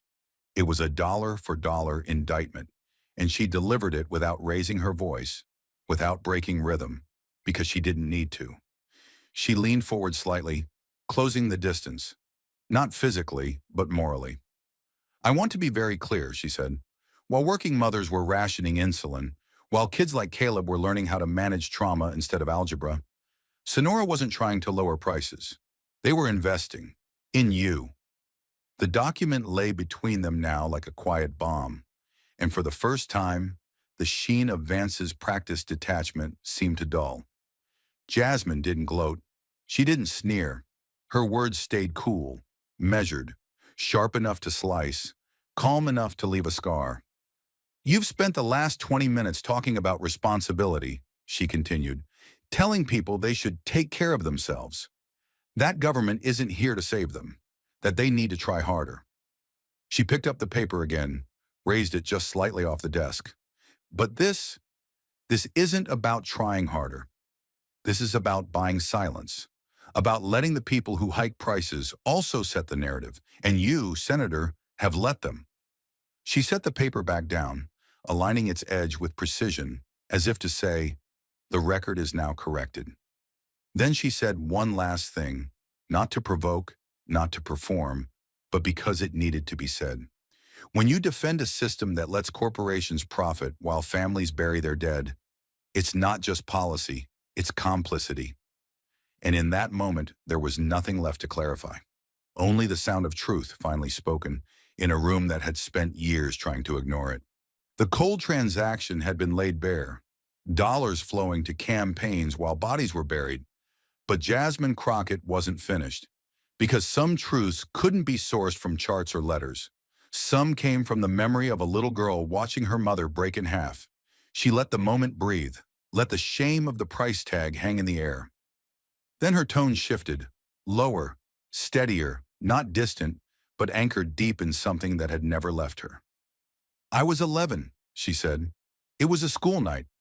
I got out of bed because I heard dishes clatter in the kitchen. And when I peeked around the corner, I saw my mother at the counter with her back to me, holding one of those old orange pill bottles. Her voice didn't waver, but the memory in her eyes was as sharp as if it happened yesterday. She didn't cry. She didn't panic. She just sighed, soft, like someone folding under a weight they've been carrying too long. Then she took the last pill and split it in two. She set one half down for tomorrow, and she swallowed the other half dry, without water. Jasmine paused, not for effect, but to collect the ache that still lived behind her words. She never knew I saw her. I never told her. She sat a little straighter, not to perform, but to carry the dignity of that memory forward. That was the moment I learned what sacrifice really looked like. Not some campaign slogan about grit, not a bootstraps fairy tale. It looked like a woman who worked two jobs, paid her taxes, never asked for a thing, and still had to cut her medication in half just to keep the lights on and the heat running. Then slowly she reached into her folder and pulled out a small plastic vial. The kind millions of Americans see every day, but never hold up to a room like this. This is lisinopril, she said. It's a blood pressure drug, one of the most commonly prescribed in the country. Her fingers turned the label toward the cameras, toward the senators, toward the truth. Manufacturing cost? $1.23. That's it. You can buy a cheeseburger for more. Then she pulled out a crumpled pharmacy receipt and held it beside the bottle. Retail price at most pharmacies across the U.S.? $82. The contrast hung in the air like smoke in a burning house. She looked up, her voice quieter now, but every syllable carried the weight of steel. The difference between those numbers isn't science. It isn't research. It's greed. Somewhere, someone decided that medicine millions rely on, should come with a markup of over 6,000%. And then people like you, she said, turning to J.D. Vance, have the audacity to sit here and talk about personal responsibility. She leaned in slightly, not with aggression, but with purpose. Before you tell the American people they need to take care of themselves, ask yourself, how many mothers like mine had to break pills in the dark just to survive one more day in the system you say is fair? The room didn't move. It didn't breathe. Because the truth had already landed, and no amount of spin could cover it. The price of medicine had been laid bare.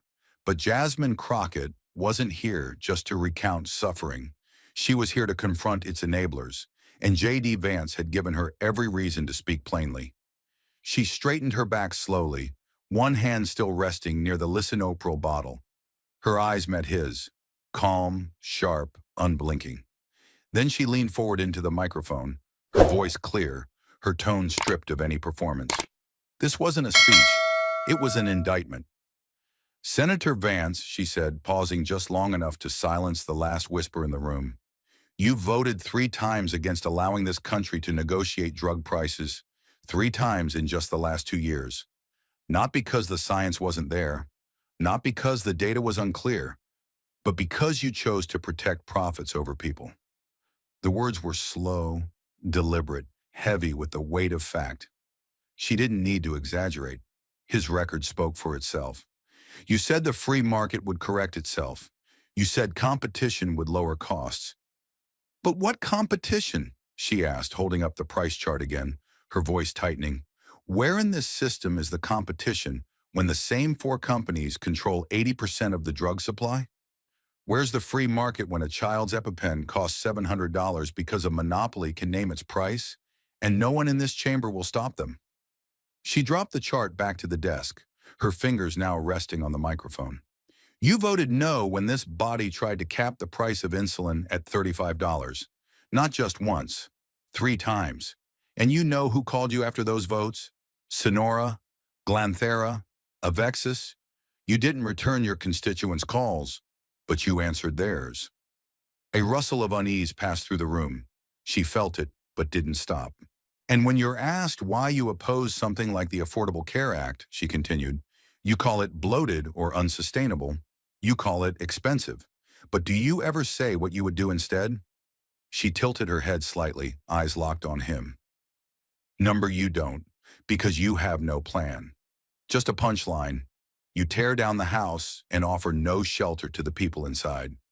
Her tone remained steady, but the energy in the room was shifting again. The kind of shift that happens when the narrative stops being abstract and starts becoming undeniable. You say the system doesn't need government interference, that people should take care of themselves. But when a mother earning minimum wage has to pay $400 for a drug that costs $6 to produce, that's not a free market. That's a rigged one. And you are defending the rigging. Her hand moved to the campaign finance document again, tapping it with purpose. You've called yourself a man of the people, a defender of forgotten communities. But your record tells another story. You haven't defended them. You've abandoned them. She leaned closer, voice cooling, sharpening. You haven't fought to make insulin cheaper. You haven't lifted a finger to cap cancer medication, or asthma inhalers, or blood pressure drugs. You fought to keep the prices high because the companies writing your checks asked you to. Every word landed like a stone dropped into still water. No shouting, no theatrics, just impact. The truth didn't need volume. It had weight. Let me remind you, she continued, Obamacare wasn't perfect, but it gave 20 million people coverage who never had it. It saved lives. It prevented bankruptcies. And instead of working to improve it, you voted to dismantle it without offering a single policy that would protect the people you left behind. Because you weren't interested in protecting patients. You were too busy protecting balance sheets. Now she sat back slightly, not to retreat, but to let the moment breathe, to let him sit with it. You speak of responsibility, she said, her tone softening just slightly. But who holds you responsible? When a father in Cincinnati dies because he couldn't afford chemo, where does he file that complaint? When a single mom in Amarillo is told her insurance doesn't cover the only drug that will keep her alive, who do her children call? Her voice dropped to a near whisper, but the silence around her made it louder than any roar. They don't call anyone, because they know by now. They're on their own. She reached once more for the pill bottle and held it up again, almost like an artifact. Then came the line that split the room in two. You don't represent patients, Senator. You represent invoices. You represent premiums and deductibles and profit margins. You don't speak for the sick. You speak for the ones sending them the bill. For a moment, even the cameras seemed to pause. Jasmine Crockett hadn't shouted. She hadn't needed to. What she had done was far more dangerous. She had named the system, traced its blood back to the money, and laid it all at his feet, in front of the country. And for the first time in the hearing, J.D. Vance didn't have a comeback. Because what do you say to someone who isn't arguing to win, but arguing so someone else doesn't die? Her final words still echoed in the chamber like a bell tolling for those left behind. But outside that room, the world was already shifting. And the moment she read Caleb's letter, it didn't stay inside those walls. It began as a single clip, raw, unedited, 57 seconds long. No dramatic angles, no music.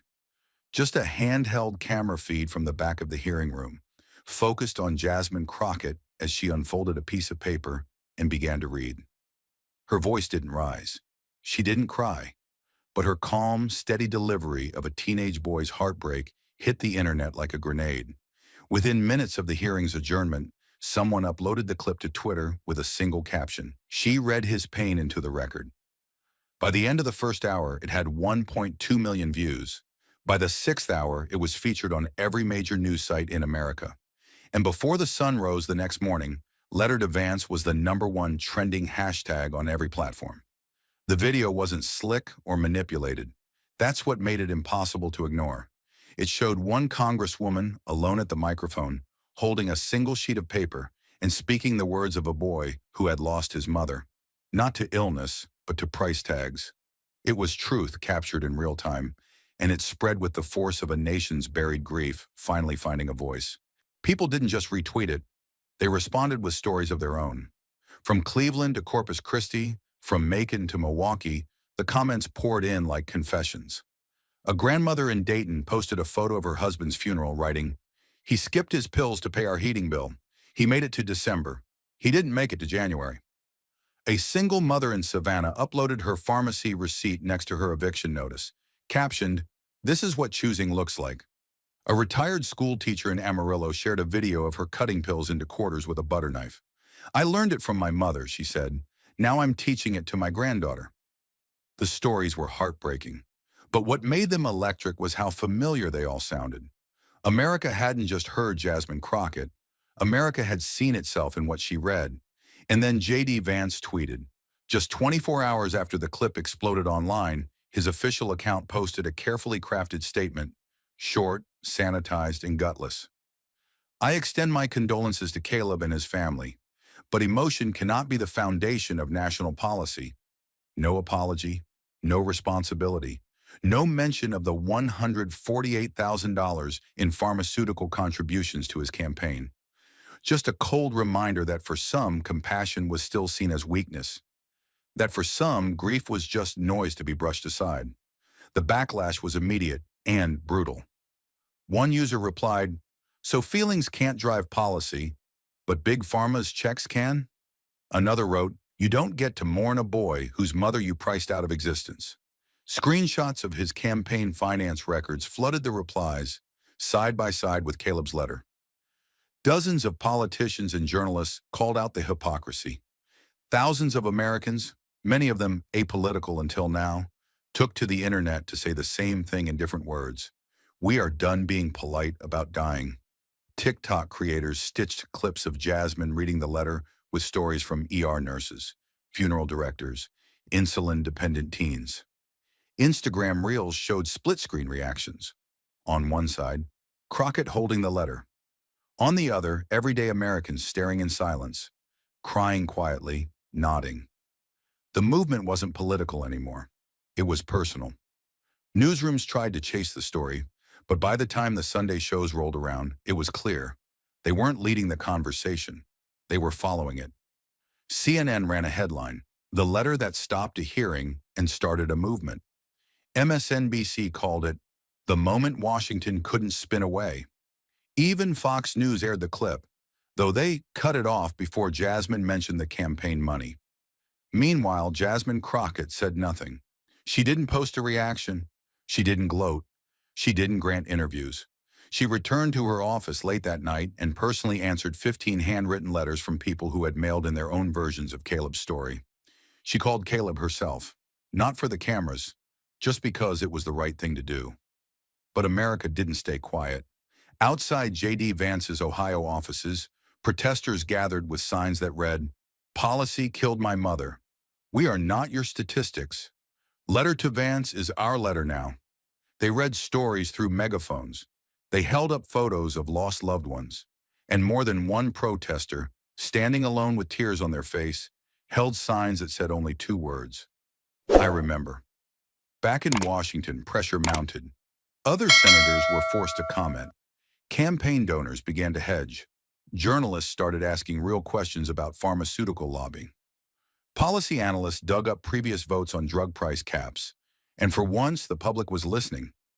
Jasmine's speech hadn't just gone viral, it had pierced something deeper, because everyone knew someone like Caleb, because everyone feared becoming Caleb, and because no one wanted to hear, one more time, that their heartbreak wasn't enough to matter.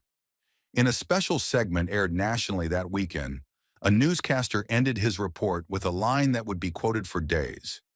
For years, Americans have been told their pain was anecdotal. This week, one woman read it into the record, and suddenly no one could look away. By Sunday night, the video had surpassed 22 million views, and counting. Jasmine Crockett remained silent, but her silence wasn't absence. It was dignity, and in that silence, the country heard something that couldn't be ignored. Policy is personal, grief is real, and this time the story didn't fade by morning.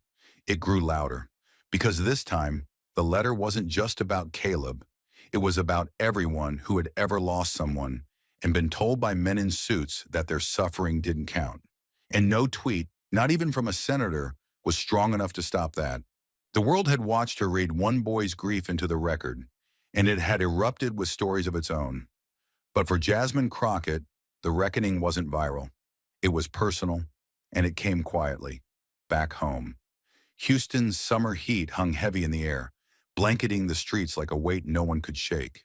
The sun was just beginning to fall behind the low brick buildings, casting long shadows across cracked sidewalks and faded murals of healthcare heroes. Jasmine Crockett stood beneath the narrow awning of the Gulfton Community Health Clinic, the same clinic she had visited years ago as a legal aid volunteer. Only now, people called her Congresswoman when she walked in. But inside this building, there were no titles, just problems, just people. And Jasmine had come not with cameras, but with silence. The waiting room was worn but dignified, scratched linoleum floors, outdated posters warning of high blood pressure, a bulletin board filled with flyers about dental screenings and low-cost mammograms. She didn't announce herself. She didn't need to. The receptionist looked up, froze for a second, then nodded with quiet understanding. Word had spread about the hearing, about the letter, about the line she had drawn in front of the whole country. And now the people who had lived those truths, who had buried them in silence for years, were surfacing. Jasmine made her way down the narrow hallway, past exam rooms filled with the hum of machines older than they should be. Nurses whispered as she passed, one of them discreetly slipping a folded note into her hand. Just a thank you, scrawled in blue ink, followed by 3 words. You spoke us. She paused near a blood pressure kiosk when an elderly voice called out from a corner seat, Congresswoman. The word came slow, deliberate, but carried the full force of someone who had been waiting years to say it. Jasmine turned. The woman standing before her was small, no taller than 5 feet, with a slight tremble in her hands and eyes that held storms. She wore a church dress faded from too many washes, a pair of worn orthopedic shoes, and clutched a cloth handbag like it was armor. She stepped forward. Jasmine took 1 step to meet her, and then the woman reached out and took Jasmine's hand. The grip was stronger than it looked. Not desperate, but intentional, as if this moment had been rehearsed 1,000 times alone in a quiet kitchen. My name is Odessa, the woman said, her voice a gravelly whisper, and I just came to tell you. You said what my daughter couldn't. Jasmine didn't speak. Not yet. She let the words land. Odessa's hand didn't shake anymore. She held on tightly. She passed last year, she continued. 39 years old. Lupus. We couldn't afford her medicine in January. She tried to go without. March came, and then she didn't. Her voice broke, but she didn't cry. She wasn't here for tears. She was here for truth. She used to write things down, Odessa said, patting the bag at her side. Things she wished she could say. But she was scared of being blamed, scared no one would care. Her eyes lifted again to Jasmine's, fierce now. But when you read that boy's letter, when you looked that man in the face and said she wasn't a number, she was my child, I swear to God I thought I was going to stand up right then and shout in my living room. A laugh broke from her, soft but wild, and Jasmine found herself smiling through the weight. You didn't just speak for Caleb, Odessa said. You spoke for my baby, and I just needed you to know that. They stood there in the corridor, 2 women from 2 generations, joined not by blood or background, but by a bond far stronger, one forged in injustice, loss, and the courage it takes to speak when silence has always been the safer choice. I didn't think anyone in Washington remembered we were still out here, Odessa said, letting go of Jasmine's hand, brushing invisible dust from her dress. But you reminded me. We are, and we matter. Jasmine finally spoke. You do, she said. Her voice was quiet. And so did she. The older woman nodded once, sharp, decisive, then turned and walked down the hall toward her appointment. Her shoulders looked lighter now, not because anything had been fixed, but because for the first time, the truth had been acknowledged, not reduced to a statistic, not dismissed as a burden, heard. Jasmine stood still for a long moment after Odessa left, her hands still tingling from the grip. That single touch had said more than any headline ever could. It had reminded her why she had entered that hearing room in the first place, why she had carried Caleb's letter, why she hadn't blinked when they called her emotional, why she never would. Because policy doesn't start with numbers, it starts with people. And sometimes it starts in a community clinic in Southwest Houston, with a grandmother who finally got to say what her daughter couldn't. She turned to leave, walking past the posters, the peeling paint, the quiet echoes of so many untold stories. But before she reached the door, a nurse called after her. Not loud, not rehearsed, just real. "Thank you for remembering us," the nurse said. Jasmine paused, looked back, and said simply, "I never forgot." And then she walked out into the fading Texas sun, back into a world that was finally listening. The clinic's walls had held more than sorrow. They had reignited her fire. And by the time Jasmine Crockett stepped back into her office, she wasn't grieving, she was writing. The Capitol building was quiet the next morning, the kind of quiet that settles before a storm. Staffers moved through marble corridors with coffee cups and cautious glances, the air still humming from the hearing that had shattered expectations just days earlier. But inside Congresswoman Jasmine Crockett's office, the silence was something else entirely. Focused, charged, alive. The shades were half drawn. A half-eaten granola bar sat forgotten on her desk. And Jasmine was hunched over her keyboard, fingers flying, eyes locked in a narrow squint that meant one thing. This wasn't just policy. This was war. She had spent the night reading every memo, every loophole, every footnote buried in pharmaceutical lobbying reports. She'd gone back through budget reconciliation amendments, old markup sessions, and even draft legislation that had died in committee when no one was watching. But now, under the glare of truth and public pressure, there would be no more shadows, no more silence. She was going to write a bill they couldn't ignore. Not a gesture, not a headline, a reckoning. It began with the first clause. All manufacturers of essential pharmaceuticals must publicly disclose the full breakdown of production costs, marketing expenditures, executive compensation, and profit margins for the top 100 most prescribed medications in the United States. No more mystery, no more secret pricing algorithms hidden behind proprietary models. If Americans were going to pay for the medicine that kept them alive, they deserved to know exactly what they were paying for and why. She paused, cracked her knuckles, and added the next section like a strike of lightning across polished glass. Any manufacturer receiving federal subsidies, tax benefits, or research grants that increases the market price of an eligible drug by more than 15% in a fiscal year, without a verified increase in raw material or production costs, shall be fined at twice the total profit generated from that price increase. That line wasn't policy, it was consequence. It was justice dressed in legislation. She had seen the faces. Caleb's, Odessa's, her own mother's. They didn't need sympathy anymore. They needed teeth in the law. And this was it. The clause was built like a wall. No wiggle room, no PR spin language. If you got government help, you didn't get to squeeze the American people on the back end. Period. If you did, you'd pay twice as much for the privilege. Her chief of staff knocked lightly, stepping in with a tablet. The press is calling it the Truth in Medicine Act. Jasmine glanced up briefly. Not bad, she said, but this isn't about truth. It's about power and what happens when it's abused. Draft's already making waves, the aide continued. Office of Budget Analysis wants to run the numbers. House Oversight is asking for a briefing. And she hesitated. Sonora's legal team has scheduled a meeting with Commerce. Jasmine smiled. Tight, tired, but satisfied. Good, she said. Let them come. Let them read it line by line, and then let them explain, to the same public that watched me read Caleb's letter, why they think insulin should cost a car payment. She turned back to the screen and kept writing, because the bill wasn't done yet. Next came transparency triggers, quarterly reporting on drug price adjustments, mandatory public hearings if prices spike beyond inflation, civil penalties for data manipulation, independent audits by an HHS-assigned oversight committee, not optional, required. And just for good measure, she added a final clause. All penalties collected under this act shall be reallocated into the Federal Essential Care Fund, used exclusively for subsidizing life-saving prescriptions for uninsured and underinsured Americans. They could call it radical.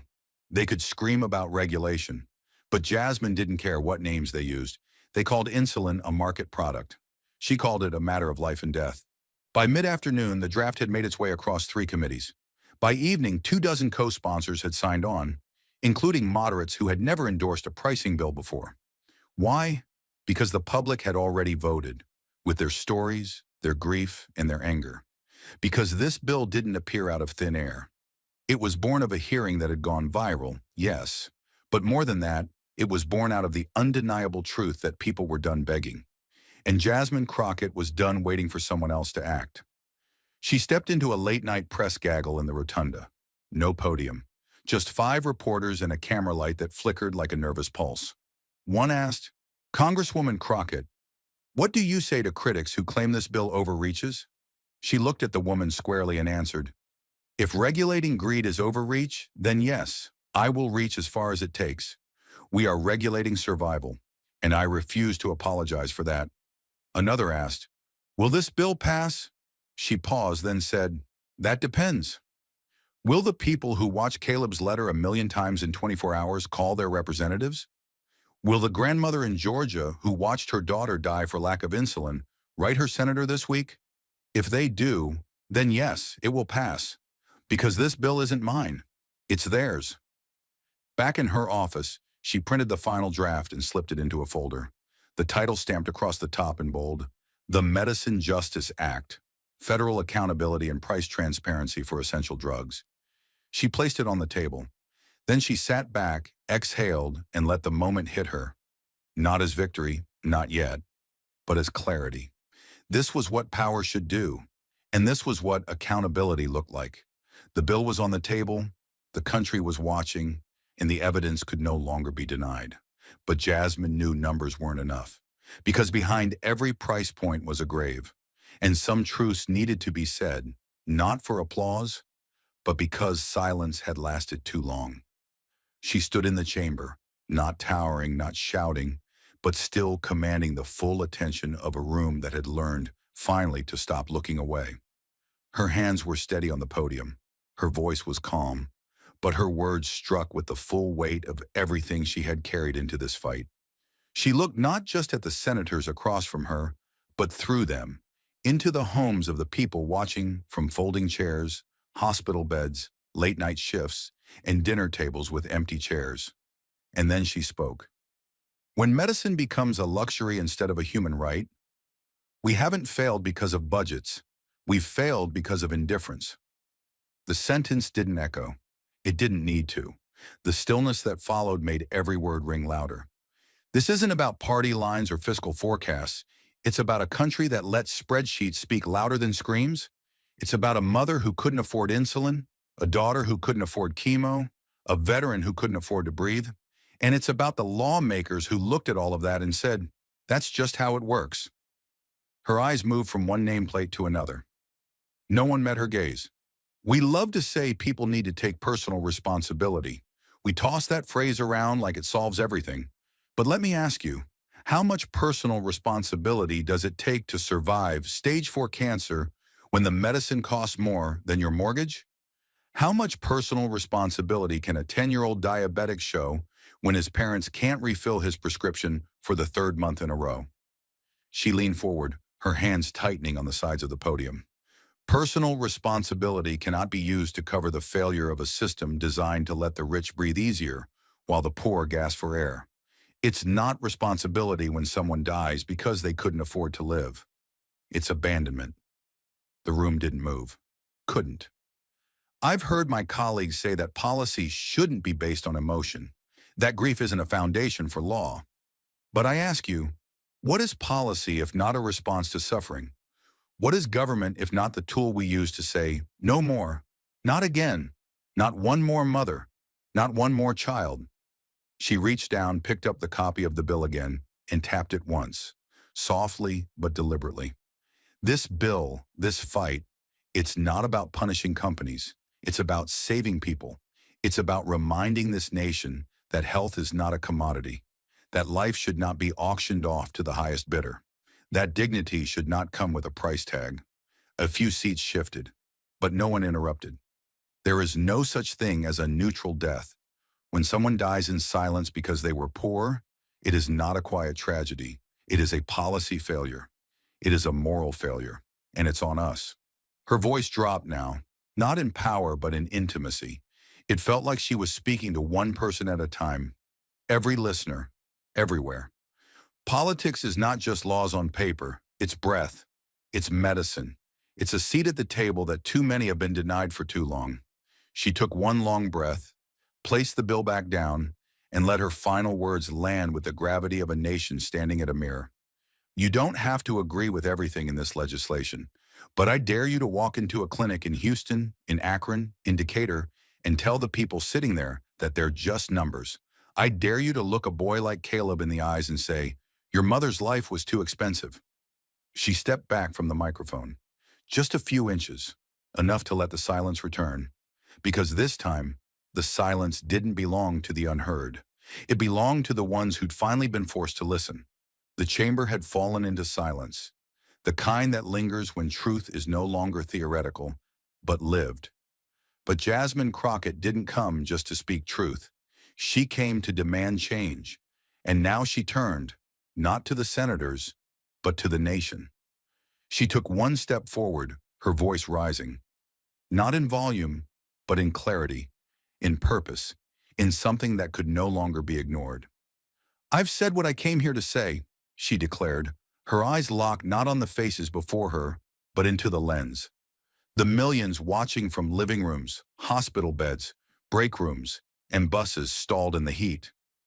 But now I'm speaking to you, because this fight doesn't end in this room. It begins wherever you are, wherever your mother, your son, your neighbor is being priced out of life. Her hand hovered over the bill on the desk, then clenched into a fist. They want you to think this is just policy. It's not. It's personal. They want you to believe you don't have power. But you do. You always have. The lights above her flickered slightly, the echo of her words bouncing off marble and metal, sounding more like thunder than speech. You don't need to be in Congress to change this. You just need to care enough to act. Her words accelerated, sharpened by years of watching injustice get dressed up in bureaucracy.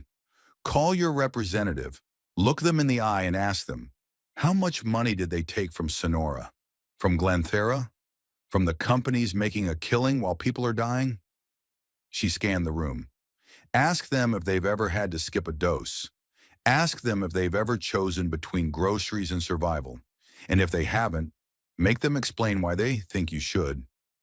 The power in her voice wasn't from rage, it was from refusal. Refusal to accept that compassion was weakness. Refusal to accept that silence was strategy. Refusal to let another hearing pass with no one held accountable. You've told your stories in the dark for too long, she said, her hand now flat on the table, steady as stone. It's time to say them out loud. Post them. Record them. Write them on protest signs and plaster them across the doors of every official who voted no when you needed them to say yes. She paused only long enough to let the momentum build like a rolling wave. This bill is more than law. It's a line in the sand, and we're not stepping back. She exhaled once, her voice dropping just slightly, but the words hit harder for it. If you're tired of watching your loved ones ration pills while CEOs rake in bonuses, fight. If you've buried someone too soon because they couldn't afford the medicine that would have saved them, fight.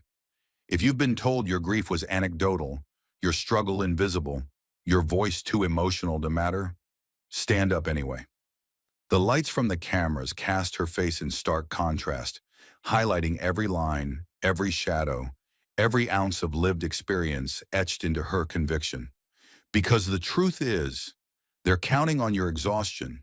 They're betting you'll stay quiet, that the anger will pass and the news cycle will move on. She stepped back from the desk now. No notes, no filter, no hesitation. Just fire. But we're not going anywhere, she said. This isn't a moment, it's a movement. And it doesn't belong to me, it belongs to you. To the nurse working double shifts in Amarillo, to the grandmother in Atlanta, to the father in Akron holding 2 jobs and still losing sleep over his son's prescriptions. Her voice was a rallying drum now, steady and pounding. It belongs to the families who've been told to wait, to the sick who've been told to pray, to the poor who've been told to disappear. And then, the final strike, delivered without shouting, but with the calm fury of someone who knows the cost of inaction. Do not let them tell you that you are asking for too much. You are asking for life. And life is not a luxury. It is a right we will not beg for, a right we will no longer bury our dead waiting for. She stood tall as the cameras flashed, unmoving. And somewhere across the country, someone picked up the phone and dialed. Thank you for watching until this moment and for standing with us on this journey for justice. Your support means everything. Like, subscribe, and turn on notifications so you never miss what's next. And we'd love to hear your thoughts. Leave a comment below and let us know what moved you most in this story. Together, our voices make a difference.